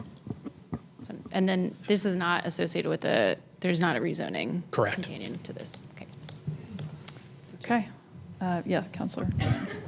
Thank you so much. I just have a question to help understand. As I'm looking at these annexation reports, something that just since our council retreat I've been focused more in on is that 10-year fiscal impact analysis. And the last one went by really fast, so I didn't get to explain. Okay. Can you help me understand when you get to this estimated fiscal impact with CIP and the cumulative impact, when it is declining, because it may be positive. So a lot of these cases today are in the positive right now, but as we look forward, if it trends that way, it's going to be a declining impact. How can we, if approved or when approved, how can we counteract that? What are the tools that we have to say, all right, this is actually, we're going to focus on trying to make a better impact on us. Otherwise, if we keep doing that, we're just setting up future councils for financial strain. What I can say, and I probably would defer to my friends in finance on that for the details, I do know that these do look at a very specific area, and as those areas fill in, I think those numbers do change. So as you get an area that's more urbanized, more infrastructure comes in, so that could change and it could go up in the future. So it's looking at that one site. For some of those other questions that you ask, I defer to my folks or to my friends in finance, and hopefully they can answer that question. Sure. And while she's coming, I know, please continue. I just want to fill the gap. It's how, I know that these are just pieces, because we've talked about it before. We've had meetings about these are just pieces of it. I'm wondering, as we move forward, how do I, in this report, get a better sense of the cumulative, and maybe not in this specific report, I don't know where we would get that information, because I can only look at these individually. I can look at them as they come, and then I have to remember what cases and annexations, and that's hard for us to just contextualize in a hearing. So in this case may not, but if I've got, in District B, we have a lot. We have a lot of annexation cases around there. So when will we get, how do we get that full picture so that when we have these decisions, I'm not just basing it on something that doesn't mean anything? Sure, Allison Bradshaw, Finance Department. Great questions. Let me try to take them one by one. To really answer the second question, we'd be happy to start accumulating these over time. A little bit to your point, we do look at them on a standalone basis, and we specifically target in on exactly what the property is going to be. We look at what it is today, and then we look at what it's going to be tomorrow. So we do not look holistically. I think that would be a little difficult. We could begin to build that synopsis, if you will, if council certainly gives us the direction to do that. Hopefully that might address your first question. Also, this is really difficult to do. I think we've talked about that as well. To really project 10 years into the future, we are conservative because we don't know what property tax rates are going to do, how sales tax is going to do. So all this is really sort of a best guess at a very basic financial analysis. And the way those capital numbers are constructed is we're really looking historically at the budget. And so that may not paint the right picture for the future, but that's the data point that we have that we're sort of building out this analysis. So hopefully that's helpful. It is helpful, but what I would ask for help as we're having conversations is I talk with developers, with, I think Tar Heel is coming up next, and I sat with them yesterday, and they did a great job of incorporating some of my feedback from before of this cumulative 10-year fiscal impact. I don't want to be penalizing someone with a vote by not having the information available. So I understand that these are difficult and that it's hard, but it's also difficult to make decisions when I don't know, how am I burdening or helping future councils and, make land use decisions. So I don't know what the answer is, and I don't know that I have a specific, I need this. I don't know what I need, but I know that what I'm given here makes it hard for me to feel justified in standing up for a case when I can see the numbers that are given are declining. And so if that's an unfair measurement, which I totally admit that could be totally unfair, then I just need some more guidance on that. But that's why you found me more questioning these last few months of what is this? What is this? So it's not an attack at all. I'm just trying to learn. So thank you. Understood. Thank you. Councilor Patton, Patrick Young. If I might, I'm sorry, Pat Young, Planning and Development. I wanted to add to what Allison said. Through the comprehensive plan process, we are looking really hard at exactly the kind of toolbox that Councilmember Jones indicated. To do that in real time is really costly and challenging, but we can probably find some surrogates that would give you better information. So I just wanted to commit to trying to address that because we understand the challenge. And I do think it's really hard and challenging to do this on a case-by-case basis. It's the best information we have now. So thanks a lot.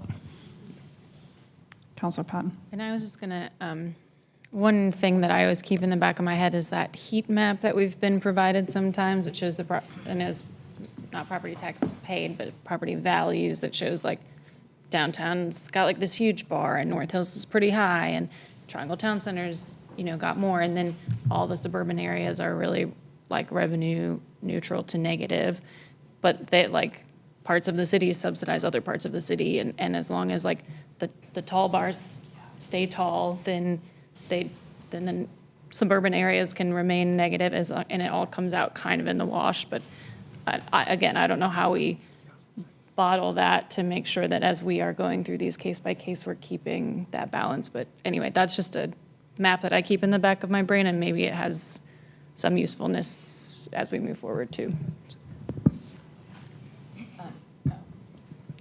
If there's no other questions, I'm happy to approve this annexation. Well, let's see, I need to do the public hearing. Yep. So this is, now I'm just making sure I know what I'm on. I'm on the, Mitchell Mill. Okay, so I'm opening it for AX 0725 3810 3824 Mitchell Mill Road. There is no one signed up for or against, and I'm closing the public hearing. And Councilor Pat. Move to approve the annexation. Thank you. All right. There's no other discussion. All in favor of the motion, aye. Aye. All opposed, nay, and the ayes. Okay, one no, and the ayes have it. Thank you. Thank you. All right, next we have petition annexation AX 1125, 1101 Corporate Center Drive in District D. Thank you. So this one is definitely in an unincorporated county pocket, so completely in an area completely surrounded by the boundaries of the city of Raleigh. So it's zoned office mixed use 5 conditional use. It sits on roughly 22.5 acres. So the proposed use on this property is 237 multifamily units, so it's apartments. Currently, there's a site plan under review for this property. It is there's water available in both Corporate Center Drive and Trinity Road. Public sewer is actually available on the property, as you'll see in just a moment. So you can see this property here sits near the intersection of Trinity Road and Corporate Center Drive, nestled just to the east of I-40. And you can see a little bit of a zoom out there and see where that sits in relation to I-40. And then you've got the Lenovo Center, which is just to the east. Got to get my directions right there. You can see the current zoning on this property, which again is office mixed use 5 conditional use. And the future land use map for this property shows this at office and residential mixed use. So you can see here the utility location. There's a lot of sewer infrastructure running through this property. You can also see that there is water in the area. And site topography and floodplain, there is floodplain on this property, so anything that is built would not be on that floodplain. And you can see here that area is wooded currently, and you can see the preliminary site plan that's in review that shows a lot of those buildings being built outside of the flood zone, clearly, or all of the buildings outside of the flood zone. And you can see the street view here that shows the site as wooded. If it is annexed today, it will be brought into the boundaries of Council District D. And if you have any questions, I'm more than happy to answer them for you today. All right, questions for Mr. Golden? All right, I will open the public hearing on AX 1125, Corporate Center Drive. There was no one signed up for support or opposition, so I'm closing the public hearing. Yeah, this is a motion to approve the annexation by adopting an ordinance annexing the property with effective date June 17th, 2025. Second. All right, any other discussion on the motion? If not, all in favor, aye. Aye. All opposed, nay. Okay, so one no on that. Okay. Thank you. Thank you. All right, next we have petition annexation AX 1724, 3301 Tar Hill Clubhouse Road, and we have Bynum Walter. Yes, ma'am. Hannah cannot be with us today, so I'm going to talk to you about a couple of things this afternoon.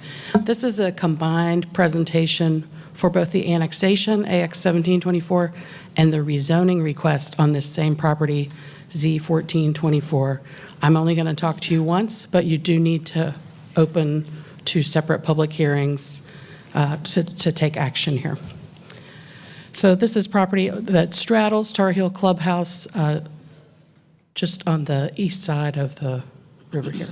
So the annexation request, this is 78 acres and a fraction, currently with AP zoning, being requested to go to R6, residential 6 with conditions proposed, essentially 236 single-unit houses. There's water and sewer on the site.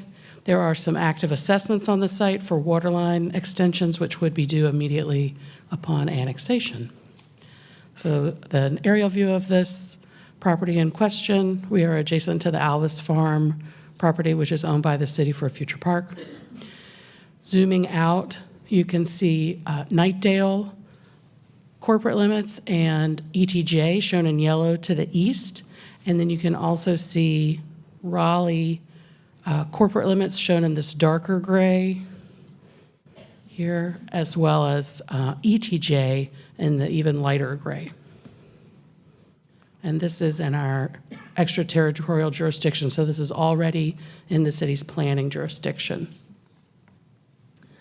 I mentioned that utilities are present, so you can see the infrastructure that is proximate to this site. There is a good amount of topography here, given the proximity to the river. A view of the site from Tar Hill Clubhouse. This is looking into this site, so the site is on either side of the road here, the existing paved right-of-way. Another view looking back from the north through southern view through the site. So then the rezoning request, same area, AP to residential 6 with conditions. This is inconsistent with the comprehensive plan and the future land use map. Planning Commission recommends denials, just split vote there, generally falling along the lines of either this feels really too far away or we're really already committed to serving this place. I want to offer you this is a little bit more context than when you typically offer on annexation. You have expressed an interest on things that feel like they're on the fringe. So looking at where city streets already are, City of Raleigh maintained streets already in proximity to this property, you can see the planning jurisdiction boundary coming along here. So we're well inside the planning jurisdiction boundary. And you can see in green, city-maintained streets already committed for service. I mentioned previously the Alvis Farm site that is adjacent to this site that's held for Raleigh Parkland on the east side of the noose here.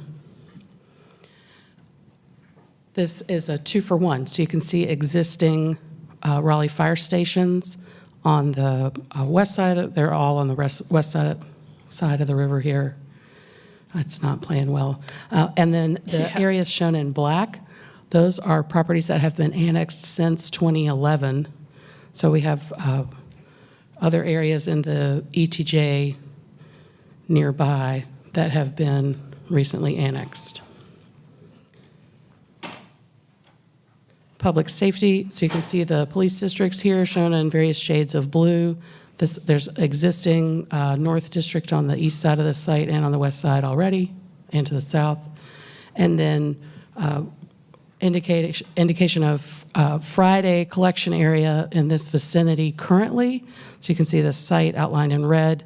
There is a Friday collection sort of in the midst of the site on the east side as well as on the southwest side. And then extensive collection to the west on either side of Skycrest Drive. The street plan, there is a proposed street through this site that generally aligns with the current right-of-way that would make an important east-west connection. It would connect Skycrest to Tar Heel Club via Tar Heel Clubhouse. So development of this site would require for a Tier 3 site plan would require additional right-of-way dedication and street improvement here and would advance the overall street plan connectivity of the city network. Public utilities serves the area shown in blue on this map. You can see the Northeast Special Study Area outlined and emphasized here from your discussion of the Old Mill Bernie Old Cruise request that you have recently acted on. And then I've highlighted the location of the item that's in front of you today. It's a little bit to the south and west of that earlier request, again, within the current public utilities service area. A reminder of what that site looks like now. So there's some conditions offered here. They've limited the number of residential units to 225. They've established a minimum lot size as well as a maximum lot size for residential units.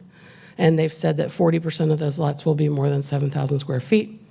They have prohibited townhouse and apartment building, and then have said that a minimum of the site area will be designated as open space, and at least 60% of that would be located adjacent to existing environmentally sensitive and or undisturbed areas. They've provided to include at least 2 amenities, such as a, you can read, and then, I'm not gonna list them all. And then also a pedestrian connection from their site network to the Alvis Farm property for future access when that park is there. So right now, 1 unit per agricultural tract you essentially have 2 tracts currently, going to a total of 225 units. Of course, the setbacks are coming back, going into that denser residential district. So inconsistent with the comprehensive plan, particularly the future land use map, which calls this agricultural production, or rural residential, excuse me. And then a handful of consistent policies here, and then a couple of inconsistent, largely tied to service and exclusion of those building types that I noted in the conditions, things along those lines. If you were to approve the rezoning, it would amend the future land use map from rural residential to low-scale residential. Planning Commission did recommend denial with a split vote.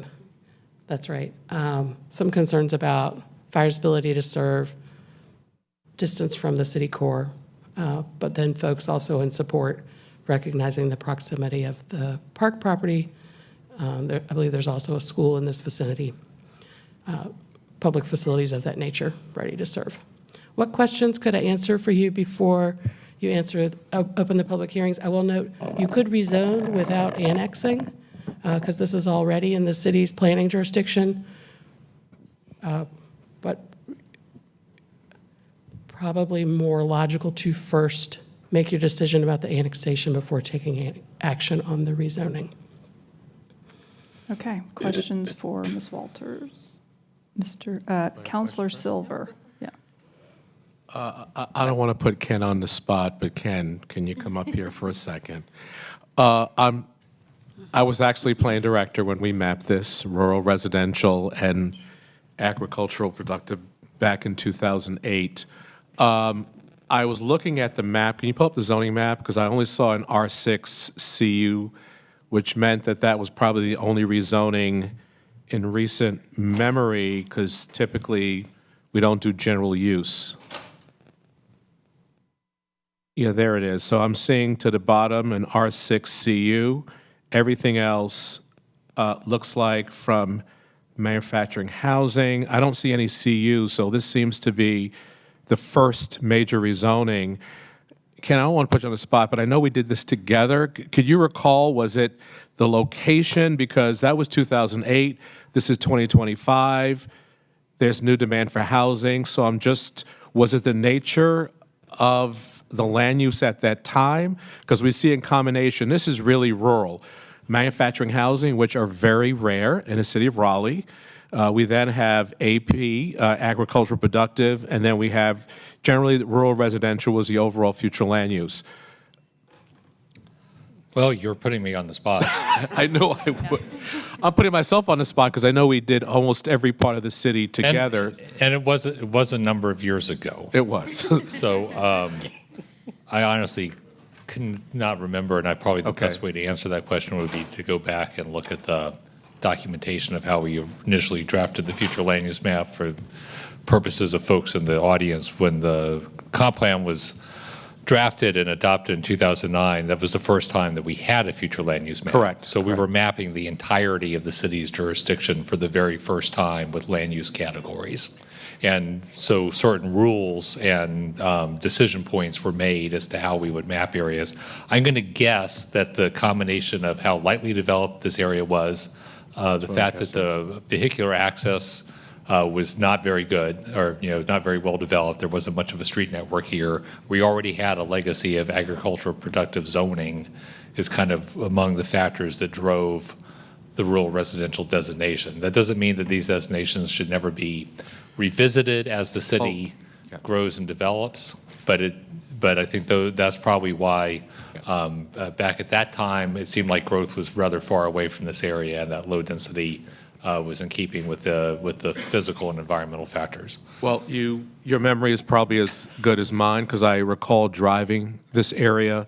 And the reason why I'm saying that is that it seems like the Plan Commission struggled with inconsistency to the land use, and it seems that since 2008, a lot of circumstances have changed. So when I see a combination of rural residential, manufacturing housing, and large tracts of land, I'm trying to determine in my head. The Plan Commission was saying, yes, it's inconsistent, but the question is, should this have been, potentially probably the comprehensive plan update will take a look at changing it.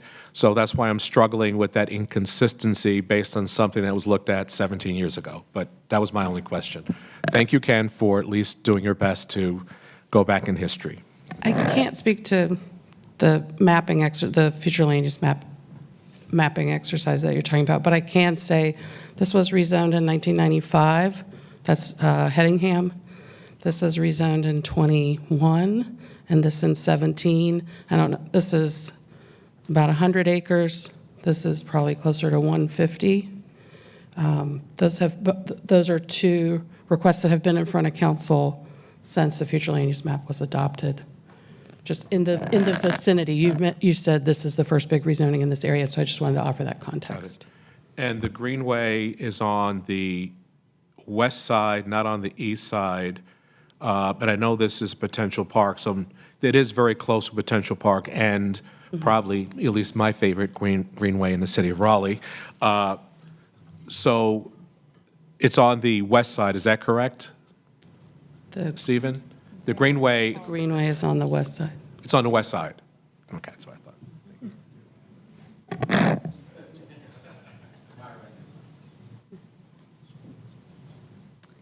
Any other? You have a question? Back in the at the retreat, we talked about the larger, broader implications of sprawl and growth in these areas, although this one is it's neither in the Northeast Special Study Area nor the Southeast. It's in a different set of the hinterlands. But I think for me, I'm trying to distinguish between individual casework and then broader policy work that needs to be done.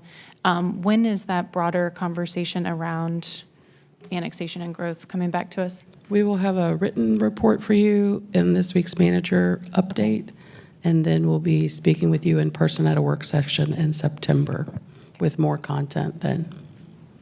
Thank you. Quick question. Yep, Councilor The Branch. school, Beaver Dam, is it in the city limits of Raleigh? I will look.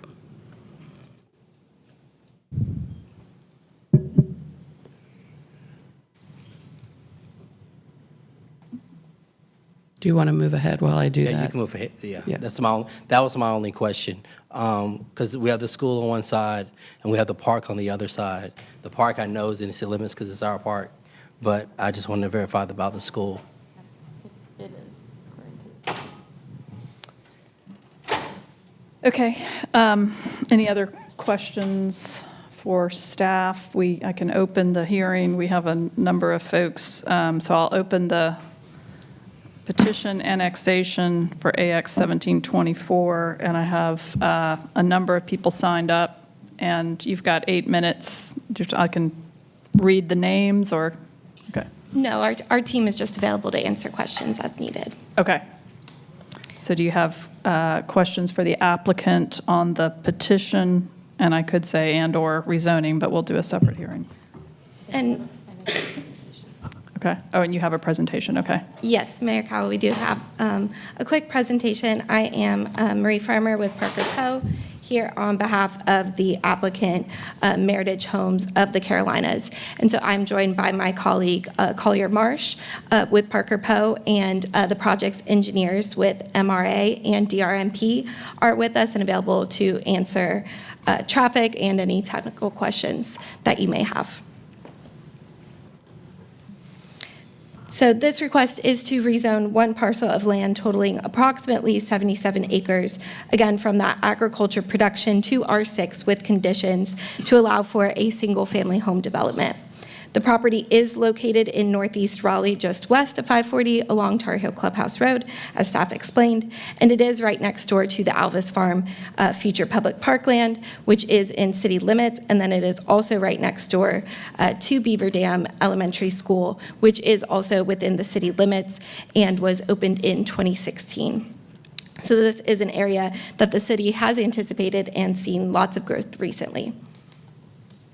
In terms of annexation, this parcel is adjacent to the city's primary corporate limits and sandwiched between properties within city limits because of the elementary school to the east.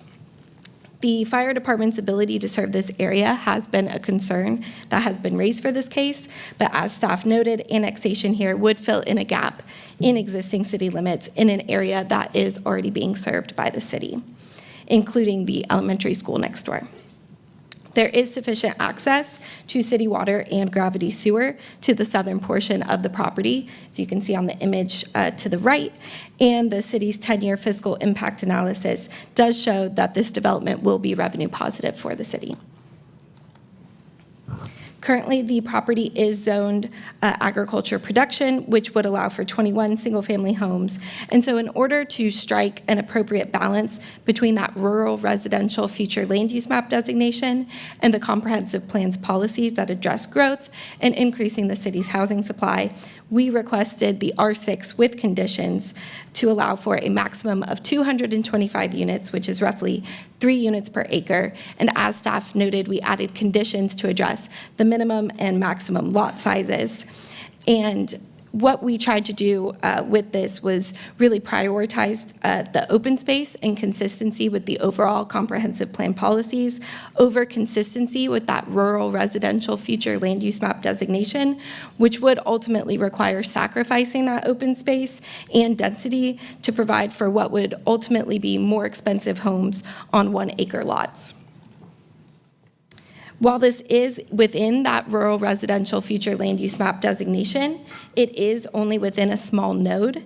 And this property is surrounded by the low-density residential, which is the proposed amended designation for this parcel, which is consistent with most of the city's neighborhoods and the character and pattern of development in this area.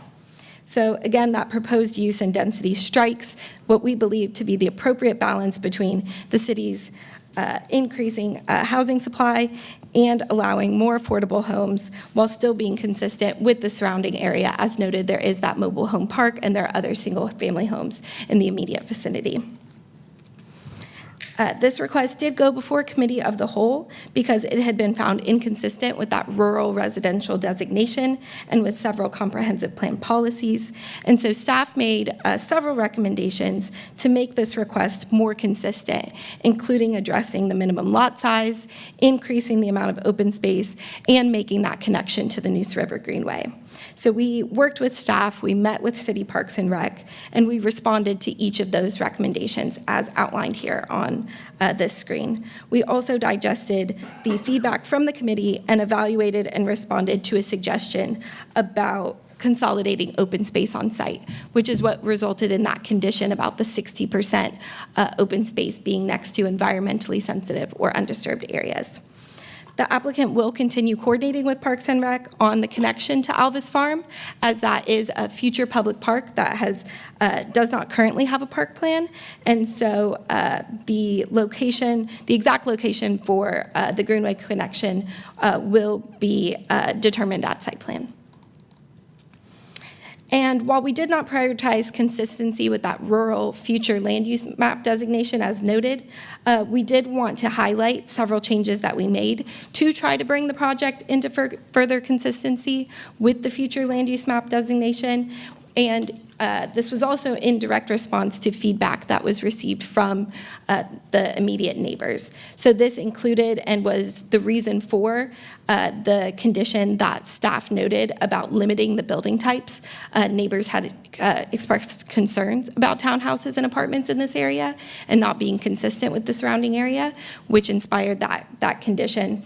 And we also added conditions to guarantee that there would be some larger lots on this site to, again, bring it into further consistency with the future land use map. This just quickly summarizes the conditions as staff already noted, again, addressing amenities to the north and south on the project, and that overall 20% open space with, again, that 60%.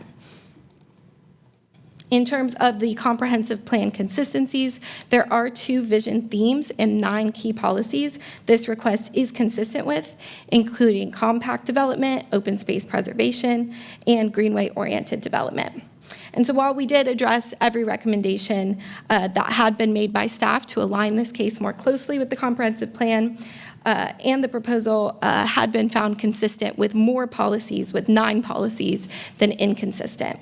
The low-density residential is compatible with the vast majority of the surrounding area and pattern of development that this area has seen over the last 4 to 5 years. And any remaining inconsistencies we believe should be outweighed by the public benefits of this project.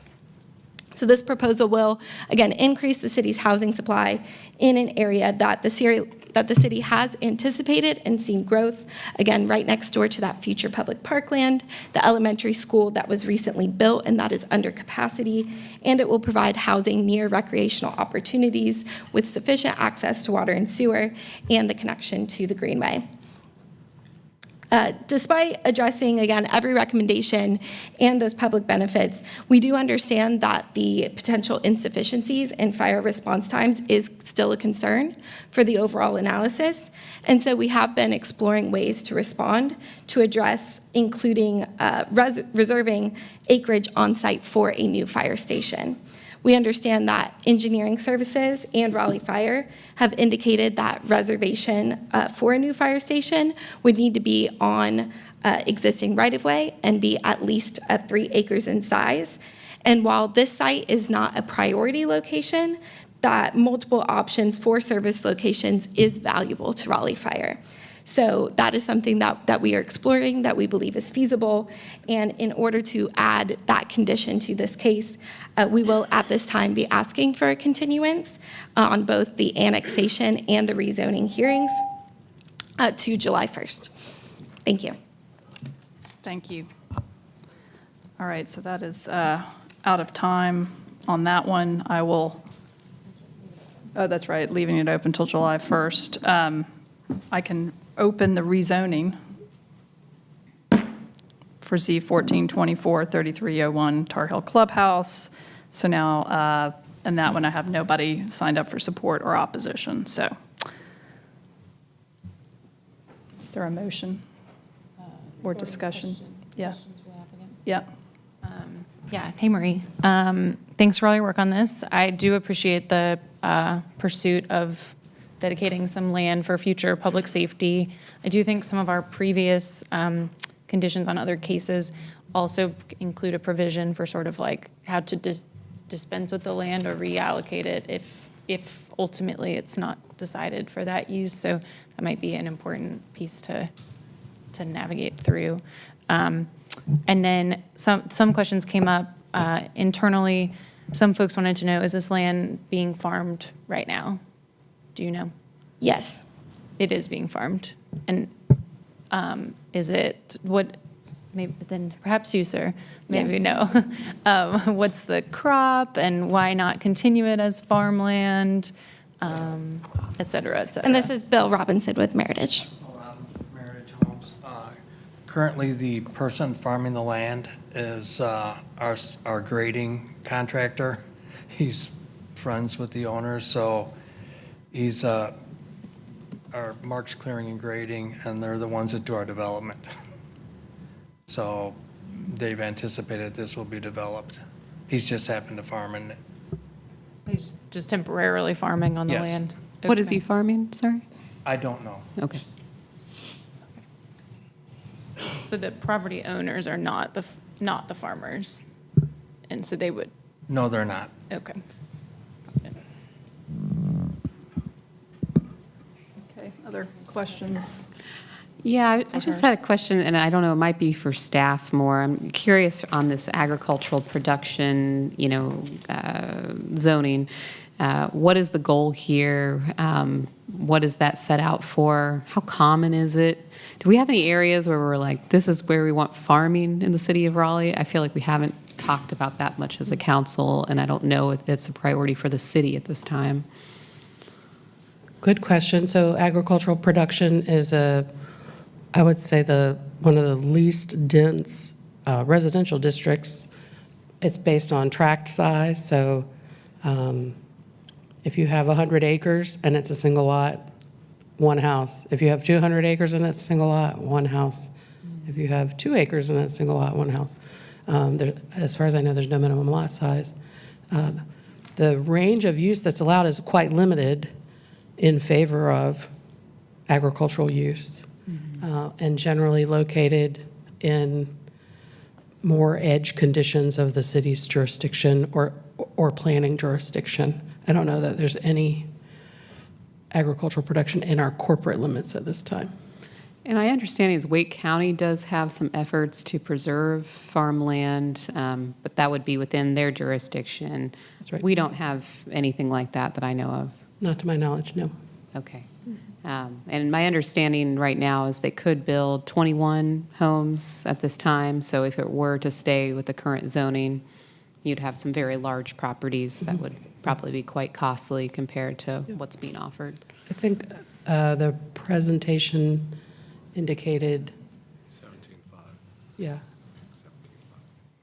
I don't remember the number off the top of my head, but we can pull it up and look at it together. Yeah. Okay, thank you. Bye now. Madam Mayor, I have a Yep. question, and this is for the owner, our representatives. What's the intent, like, I hear the question, I understand the premise of some of my council members, of this being farmland and possibly making sure we keep something out there, but at the end of the day, you have a property owner who's made a decision, obviously, looks like to sell the property. So is there some background you can give on what got us here? I think a lot of it would be some of the city's policies and guidance and some of the growth that has been occurring. I think it would also be some of the road improvements that are anticipated in this area with the improvements to 540 and some of the connections that are being made. I think there was some reading of the tea leaves of what would happen here, and especially with the elementary school being opened in 2016 right next door, knowing that the parkland is right next door, I think from all sides, it was seeing that residential made sense here.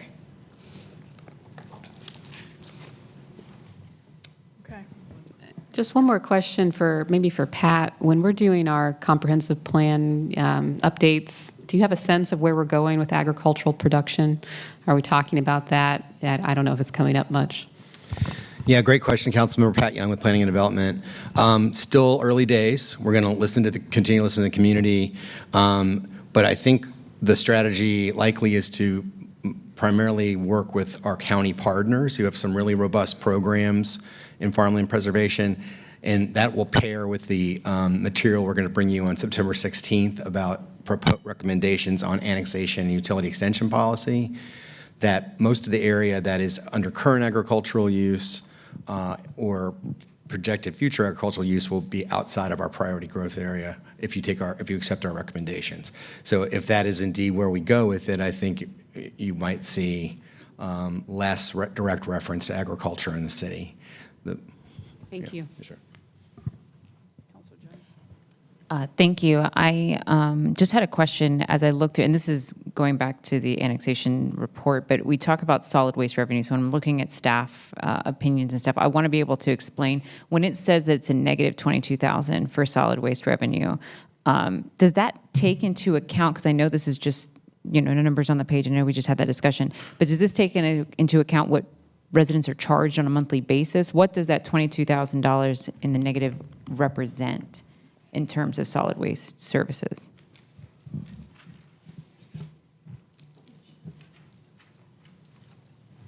Could we bring that information back to you on July 1st? Yeah. Great, thank you. Yeah, thank you. All right. Any further questions for the applicant or staff? Or do you have a motion for the July 1st deferral? Yeah, I'll just move to hold this open until the July 1st meeting in the afternoon. Both hearings open, Both, right? yeah. Second. Okay, all in favor of the motion? Aye. Aye. All opposed? All right, so we will hold both sessions open. Thank you. All right.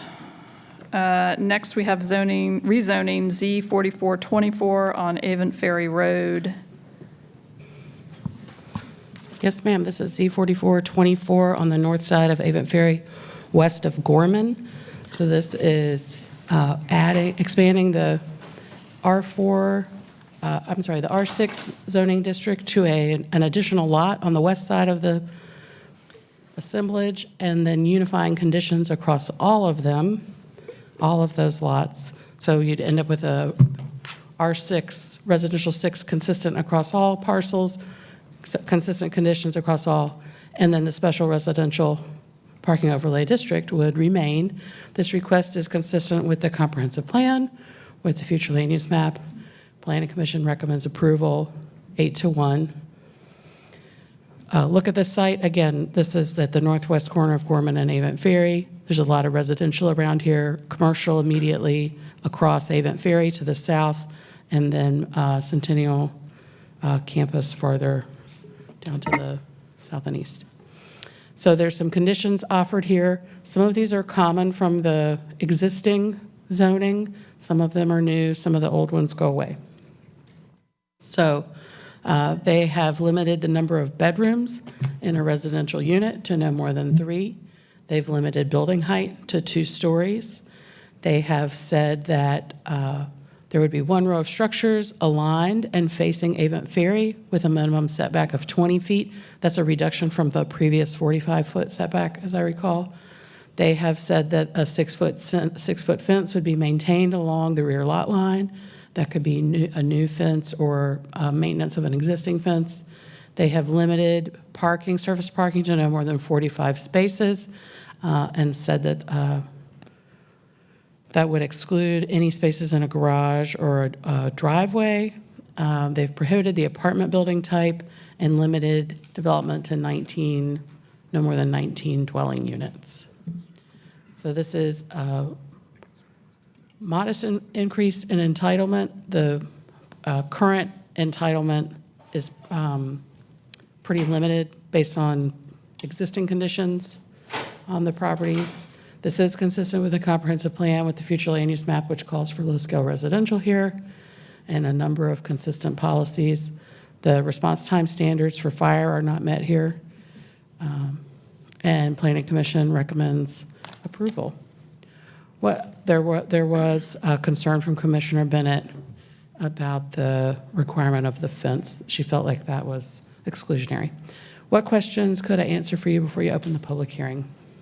Questions from staff? Nope. Okay. We'll open the public hearing on Z4424, and we have Isabel Maddox signed up for the support. My presentation going to be up here? Okay. Good afternoon again. Isabel Maddox here, 3700 Glenwood. Here today representing the property owners of 4 parcels on Avent Ferry. And this is a pretty straightforward case, I think you'll find.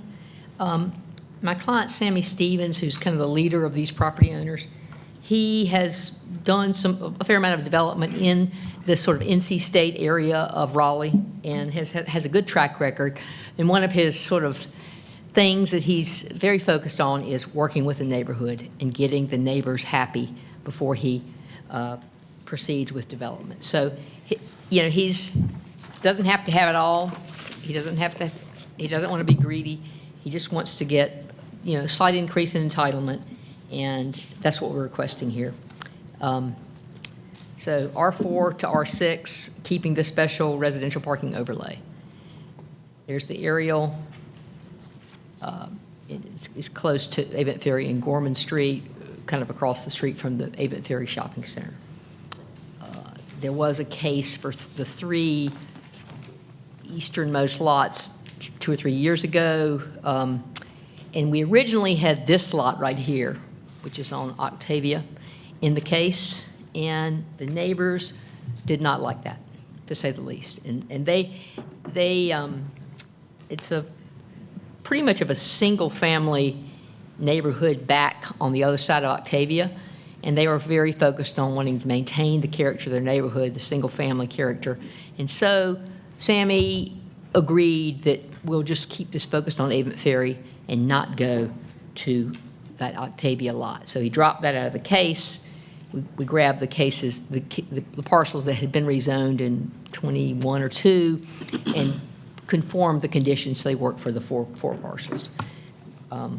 It is, the future land use map does show low-scale residential, so we're consistent there. And some other things we did in response to neighborhood concerns. No dwelling unit should have more than 3 bedrooms. As you know, that there's a concern that if you have a 4-bedroom unit, that's student housing.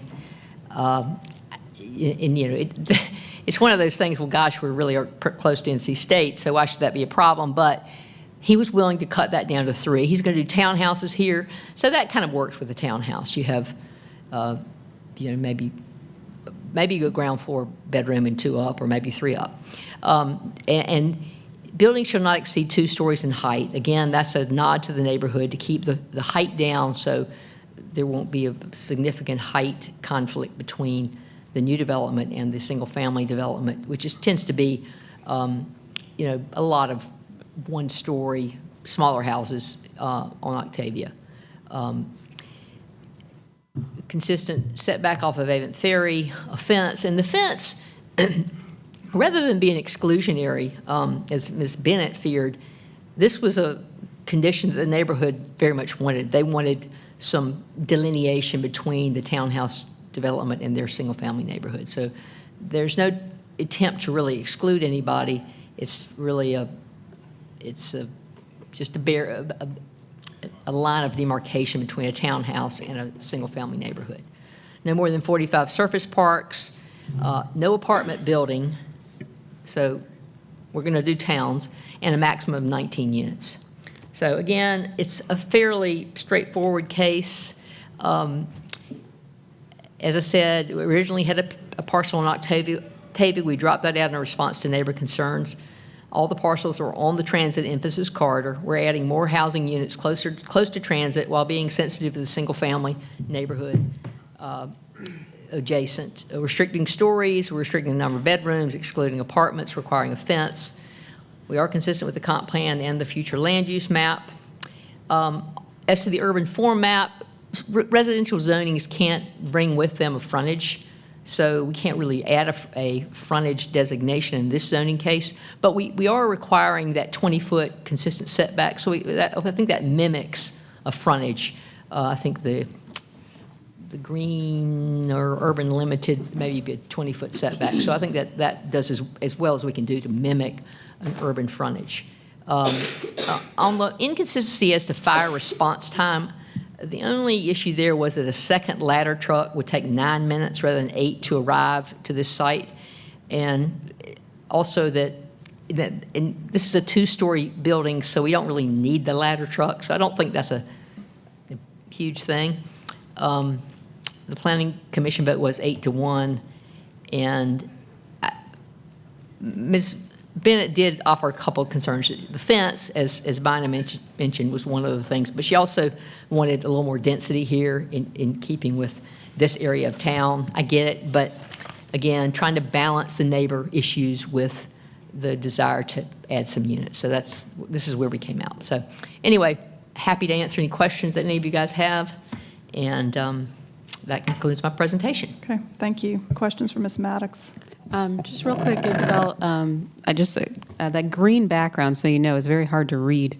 But I really appreciate what you all have done with the neighbors. I know there were some significant concerns early on, and you all have worked quite hard to, deal with that. And as far as I know, there aren't any concerns at this time, not that I have heard.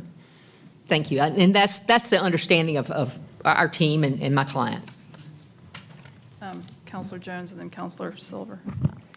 Thank you so much. Can you help me? I don't see the condition very often about bedrooms, about specific bedrooms. So I'm just wondering, can you further help me understand why that's important? It's a sort of anti-student housing condition. You know, the 4-bedroom unit, which you can, if you want to maximize your revenue to student housing, put 4 bedrooms in it.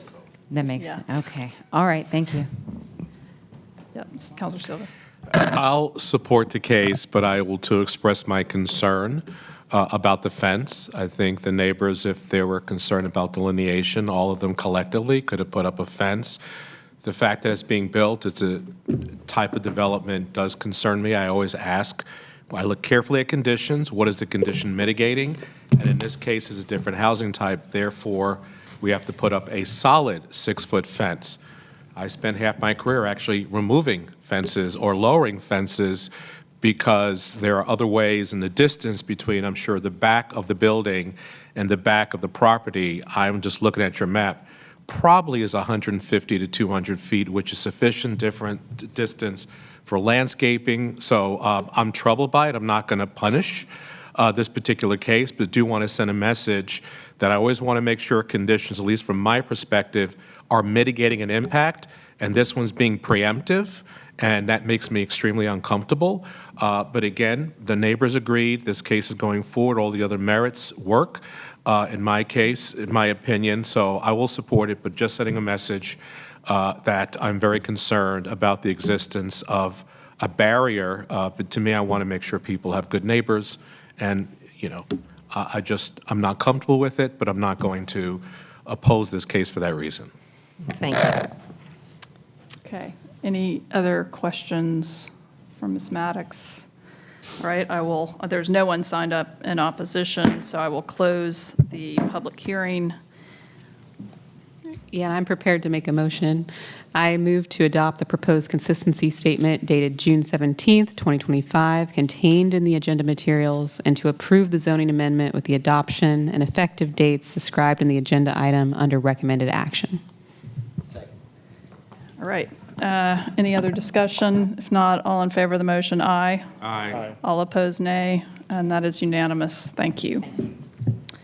All right, next matter for public hearing is rezoning Z5424 Lewisburg Road in District B.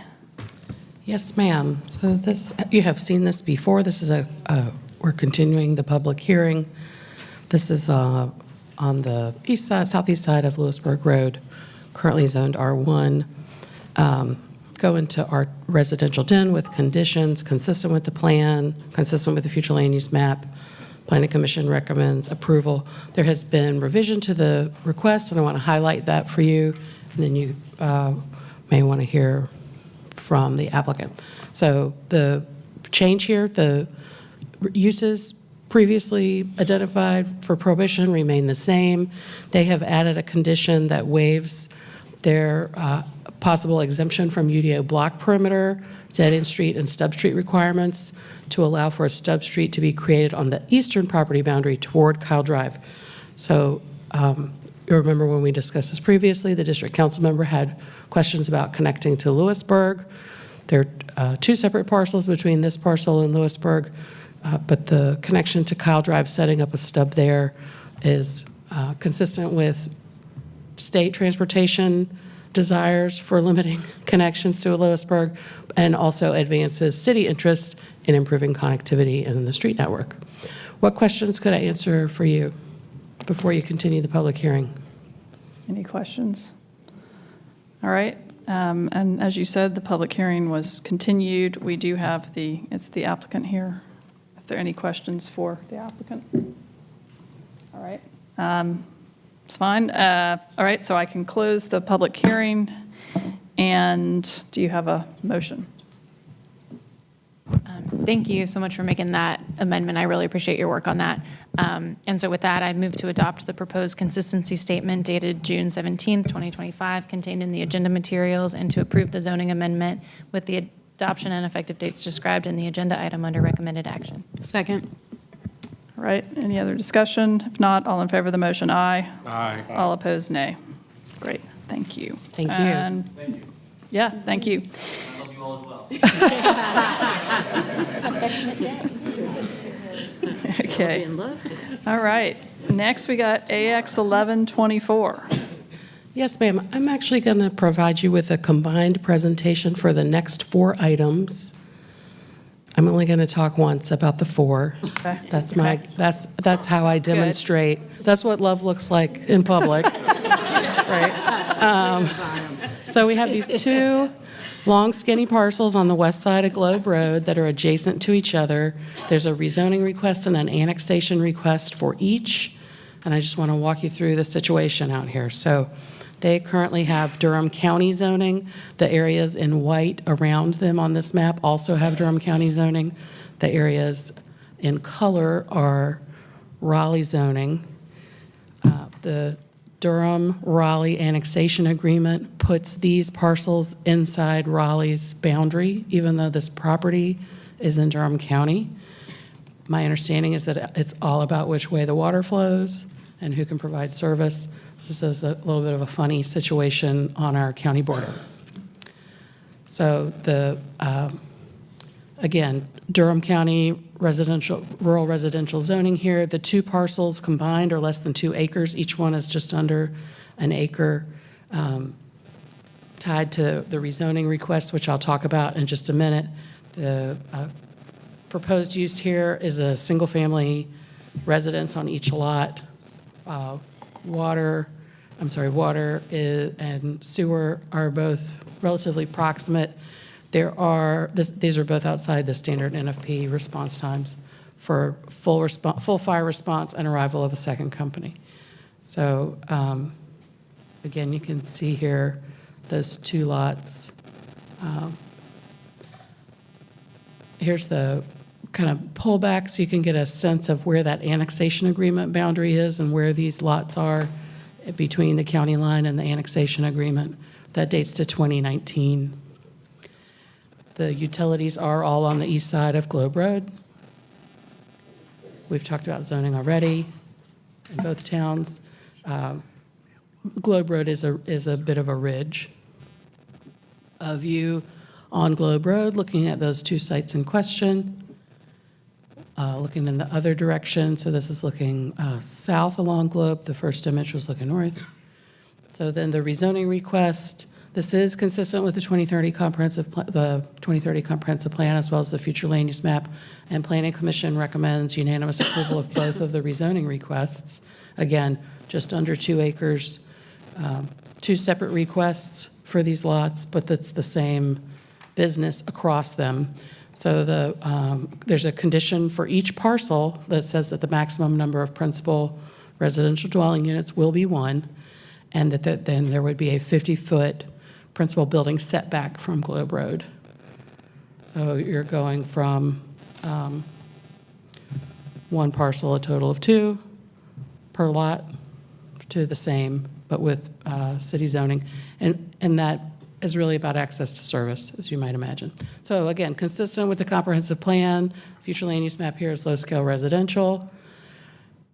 Number of consistent policies. There is a response time consideration here for fire. Planning Commission recommends approval. What questions could I answer for you before you open 4 individual public hearings for these items? I think Councilor Jones and Councilor Patton. I was wondering, first of all, thank you. Why are they going for R6 zoning, especially if they're limiting it to 1 residence? What is the benefits of being an R6? I would defer to the applicant on what they believe they're accessing through that. I will ask them. Okay. Okay. Councilor Patton. I might have some questions about that too, maybe for the applicant, because it seems like these properties are large enough to support well and septic, but so it seems like they could do what they wanted by right. But so this, if we approve the annexation, it will come into City of Raleigh's corporate limits, but it will remain in Durham County's jurisdiction. So people will vote for Durham County commissioners and Raleigh City. That's my understanding, yes. Clear as mud.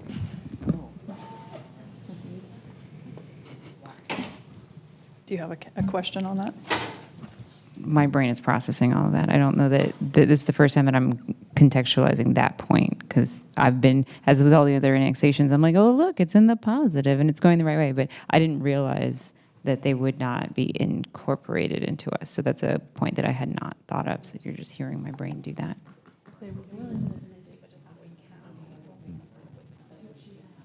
Can you help me understand that a little bit more, Megan? My brain is not. So on their ballot, they would have the Durham County Commissioners, but also the Raleigh City Council. Instead of voting on Wake County Commission and City Council, Raleigh City Council, instead they'll vote on Durham County Commissioners and Raleigh City Council. Because a lot of people in that area already do that. Okay. Okay. Any other questions for staff? If not, I'll open the petition annexation for AX 1124 3114 Globe Road. There's no one signed up on this one or in opposition, but we do have folks signed up for the next one. So do I have to be religious about this? I'm afraid. Okay, so I go ahead and just close it? Say you're going to open all 4. Okay. All right, well, let me do that. I will open the rezoning for 3114 Globe Road. I will open AX 0825, which is the petition for 3108 Globe Road, and then I will also open rezoning Z0625 for 3108 Globe Road. And we have a number of folks signed up in support, so if any of y'all want to come down, have Tripti Parekh, Keith Larson, and Hitesh Avaya.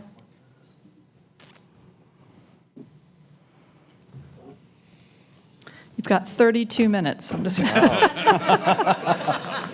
Well, hopefully we can get this done in 5 seconds. Thank you for your time today. My name is Keith Larson. I am the general contractor and quote-unquote developer that's been hired by the 2 property owners. Neither one are here today. One was here earlier but had to leave. So I'm here to answer any questions that you may have in reference to the property annexation and rezoning.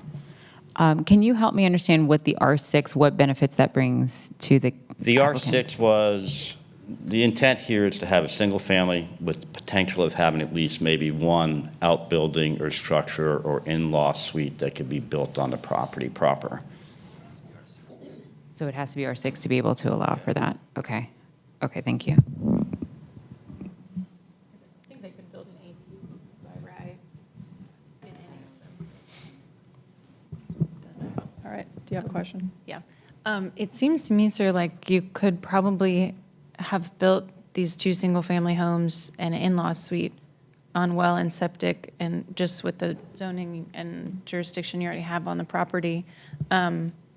Why not do that? The property owners didn't want to have a private well and/or septic tank for 2 reasons: environmental to them, and that's their personal opinion, and it also limits the footprint of the structure that they may build on the property.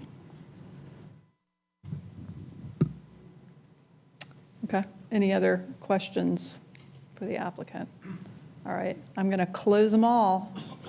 Ready, okay, so closing 3414 annexation, closing 3414 rezoning, closing AX08, 3108, and 3108 rezoning. I just have a quick question. Do I have to, if I'm making the motion, make it for the 4 separate, or can I combine them, like 2 annexations approval, or they all have to be their own approval?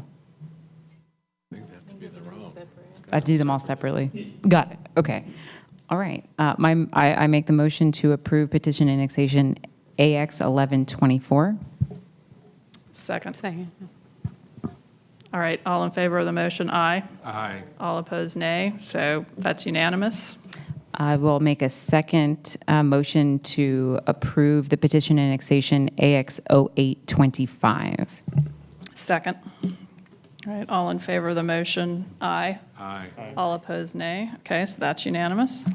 And then for motion to approve rezoning Z1624, and that says, I move to adopt the proposed consistency statement dated June 17th, 2025, contained in the agenda materials, and to approve and to approve the zoning amendment with the adoption and effective dates described in the agenda item under recommended action. Second.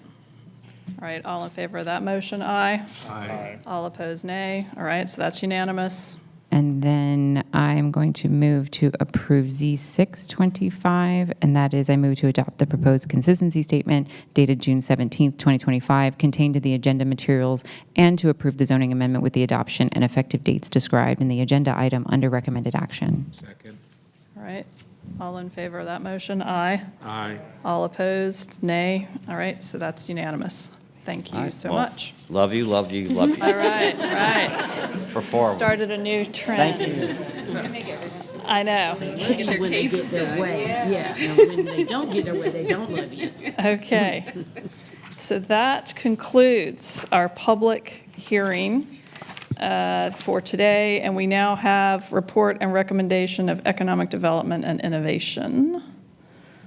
We don't have a report and no items pending. Okay, We've had nothing this council term so far. okay. And then we've got Growth and Natural Resources Committee, No report, no items pending.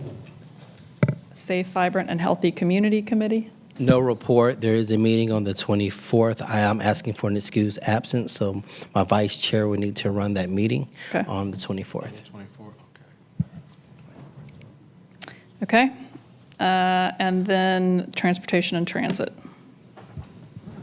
We have one item pending related to pavement markings. We will not meet in June for reasons of scheduling, so we will pick up that topic at our meeting August 28th from 3 to 5 in council chambers.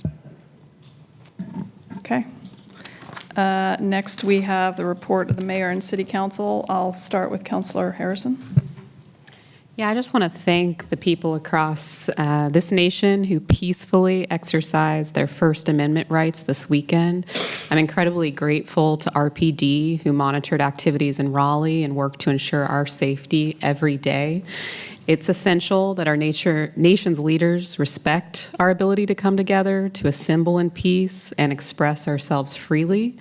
I'm dismayed by the political violence that took place in Minnesota and the loss of life of a protester in Salt Lake City. I just want to say I think we are living through a tumultuous time, and I'm asking for a moment of silence. I reflect on our shared humanity and pray that we do take care of one another.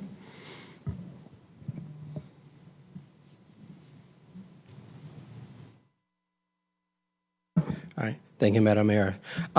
So on June 23rd, there will be a District C meeting at Roberts Park starting at 6:30. Also, I know during public comments, there was a comment made about the Juneteenth events that were just canceled this past Saturday. The city didn't cancel those events. I just wanted that to be out there. The individuals who were hosting the event at Dick's made the call to cancel that event. But the city is working and supporting multiple Juneteenth events this week that are happening at Chavis Park. So please go out, govern yourselves accordingly. And also there will be an event at Shaw University at 11 a.m. I'm actually on the panel about Juneteenth. I'm actually on the part of the presentation at Shaw University at 11. So I look forward to everyone, remembering, where we've been as a country, and let's try not to repeat some of those. Okay, I have a few things. First, it is Happy Pollinator Awareness Week. 1 in 3 bites of food we eat requires pollinators. So make a small change in your yard, plant a native plant, leave the leaves, increase natural areas in your yard, because small actions by each of us can have a big impact. Next, I want to say that our District E's next community meeting will be on Wednesday, July 9th at La Cucina Italian Restaurant from 7 to 9 p.m. We're moving it back an hour this month so that I can attend the entire Community Engagement Board meeting for a longer discussion on what the city's expectations are for the board, and bring updates following our Boards and Commissions Task Force meeting tomorrow, June 18th. Our Decoding Democracy Book Club will meet on Saturday, July 12th at Oberlin Regional Library from 9:30 to 11:30. We went through Article 1 and Article 2 last weekend, and we'll be moving on to Article 3 next month. All study guide and reading material can be found on our Google Drive once you sign up at ChristinaForRaleigh.com. Hope to see you there. My CAC update, we had an amazing meeting last week, of which we will be sending out some more information. Please look for updates from the city. I would love it if we could possibly add it as an agenda item on our next meeting to just daylight the conversation and the offerings that the city has done, the work that we've done so far in partnership with the CAC network. I'm really, really excited about that work, and so I'd love to give it the space before we go on break. And then, in accordance with everyone else, I want to give a huge shout out to the organizers of this weekend's protests, demonstrations. It was an incredible experience to be a part of a movement and brought so many people together in peaceful demonstration. With that, I do want to say that we are living in a deeply dangerous moment in this country. The political assassinations in Minnesota weren't isolated. They are a warning about what happens when violent rhetoric is normalized, when people are dehumanized for their beliefs, their background, or their identity, and when disagreement turns into open hostility. We are watching military tactics being used in our cities against protesters, immigrants, and neighbors. People are receiving death threats simply for praying in their houses of worship. Our Jewish community has been targeted with threats to their synagogues. Families in our immigrant communities are being torn apart by raids. And overseas, we continue to witness the deaths of innocent civilians in a war that has left so many around the world feeling helpless and heartbroken.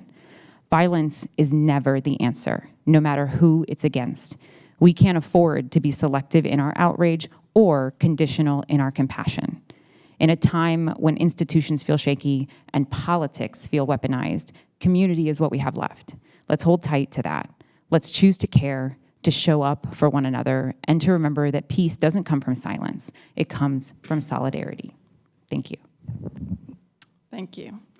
I'll just build on the violence and nonviolence commentary to say it is Gun Violence Prevention Month, and I know the Raleigh Police Department is working hard on getting guns off the street, and also doing projects on safe locks for gun storage and storage. So I would just encourage everyone to support those efforts and try to reduce gun violence. We've had 15 homicides this year in the city, which is flat in terms of violent crime, and then I think it's 33, I see the police chief out there, 33 incidents of shootings where the victims did not die, but involved gun violence. So just disturbing numbers, although again, I think that's in keeping with past.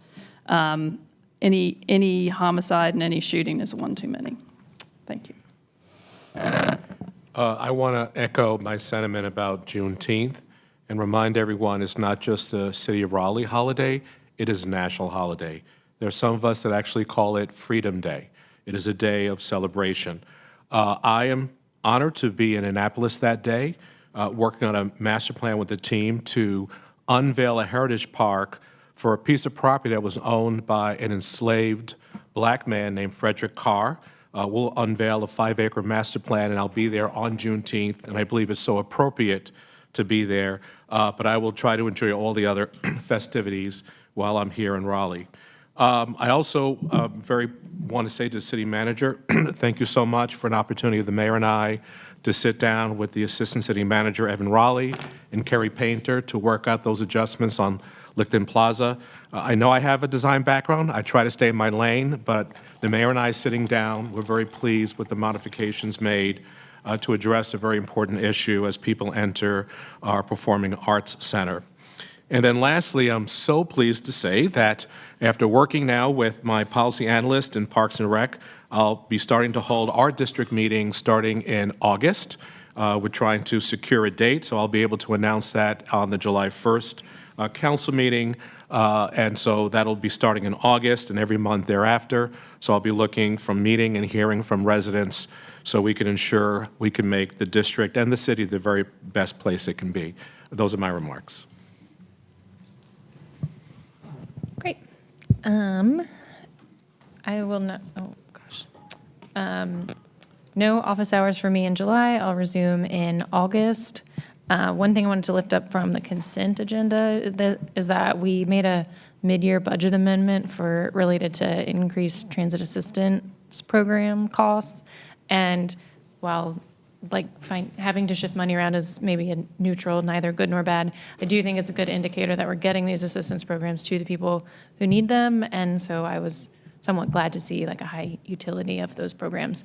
And then it's really been a bummer with these comments today, guys. But I did want to express my deep condolences to the loved ones and family of Adrian Basilio, who tragically drowned near Raleigh Beach this weekend.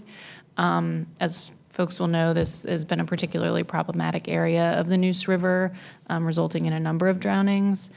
So I understand that the access is currently closed, and I know the Parks Department is already on it, but I'd just like to ask for another round of assessment to see if there's a way to further deter visitors in this area. I know that as the weather warms, the Neuse is an attractive amenity in our city, but if any further sort of hardening of the area to deter visitors would, I think, be fruitful. And then a round of engagement with our Latinx community leaders like El Pueblo and other faith-based organizations that can help discourage folks from swimming in this area. I'm sorry, I had one other comment to make. This is a quick question for the city manager and the communications staff. I think we've all received both positive and not so positive comments about the change in the leaf collection program.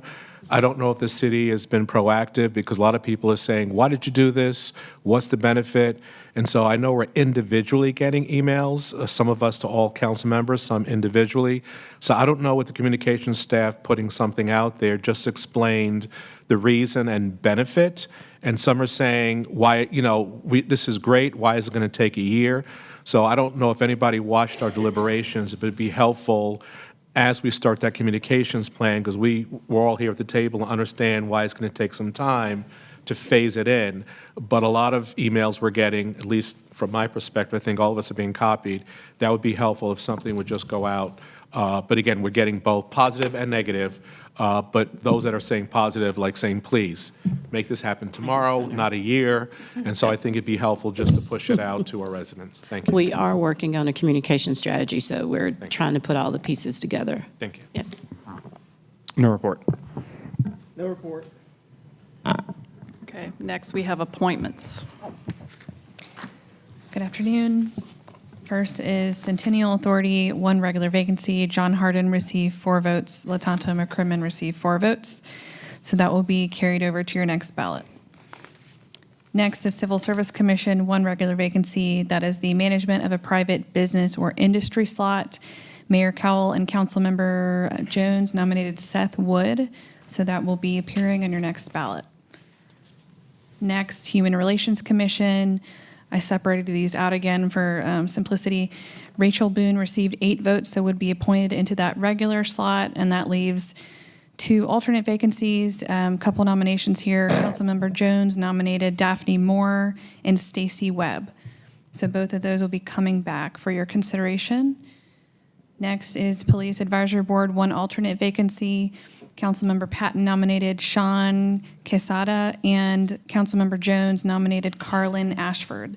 So both of those names will be coming back on your next ballot. And lastly, Raleigh Historic Development Commission, that 1 remaining regular vacancy. Reverend Gibbs received 1 vote. Ariel Kokorek received 6, so would be appointed. So we're done there. And no new announcements today under nominations. That's all. All right, thank you. Next, report of the city attorney. No report. And the report and recommendation of the city clerk. Good afternoon again, Mayor and Council. You received various sets of minutes in your agenda materials for consideration to approve. Move for approval. Second. All in favor of the motion, aye. Aye. All opposed, nay. It's unanimous. Thank you. All right, a motion is in order to enter into closed session pursuant to General Statute 143-318.11A2 to prevent disclosure of an honorary degree, scholarship, prize, or similar award. General Statute 143-318.11A3 to consult with the city attorney in order to preserve attorney-client privilege, and General Statute 143-318.11A9 to discuss and take action regarding plans to protect public safety as it relates to existing or potential terrorist activity, and to receive briefings by staff members, legal counsel, or law enforcement concerning actions taken or to be taken to respond to such activity. So moved. Second. All right, all in favor of the motion, aye. Aye. All opposed, and we will move into closed session.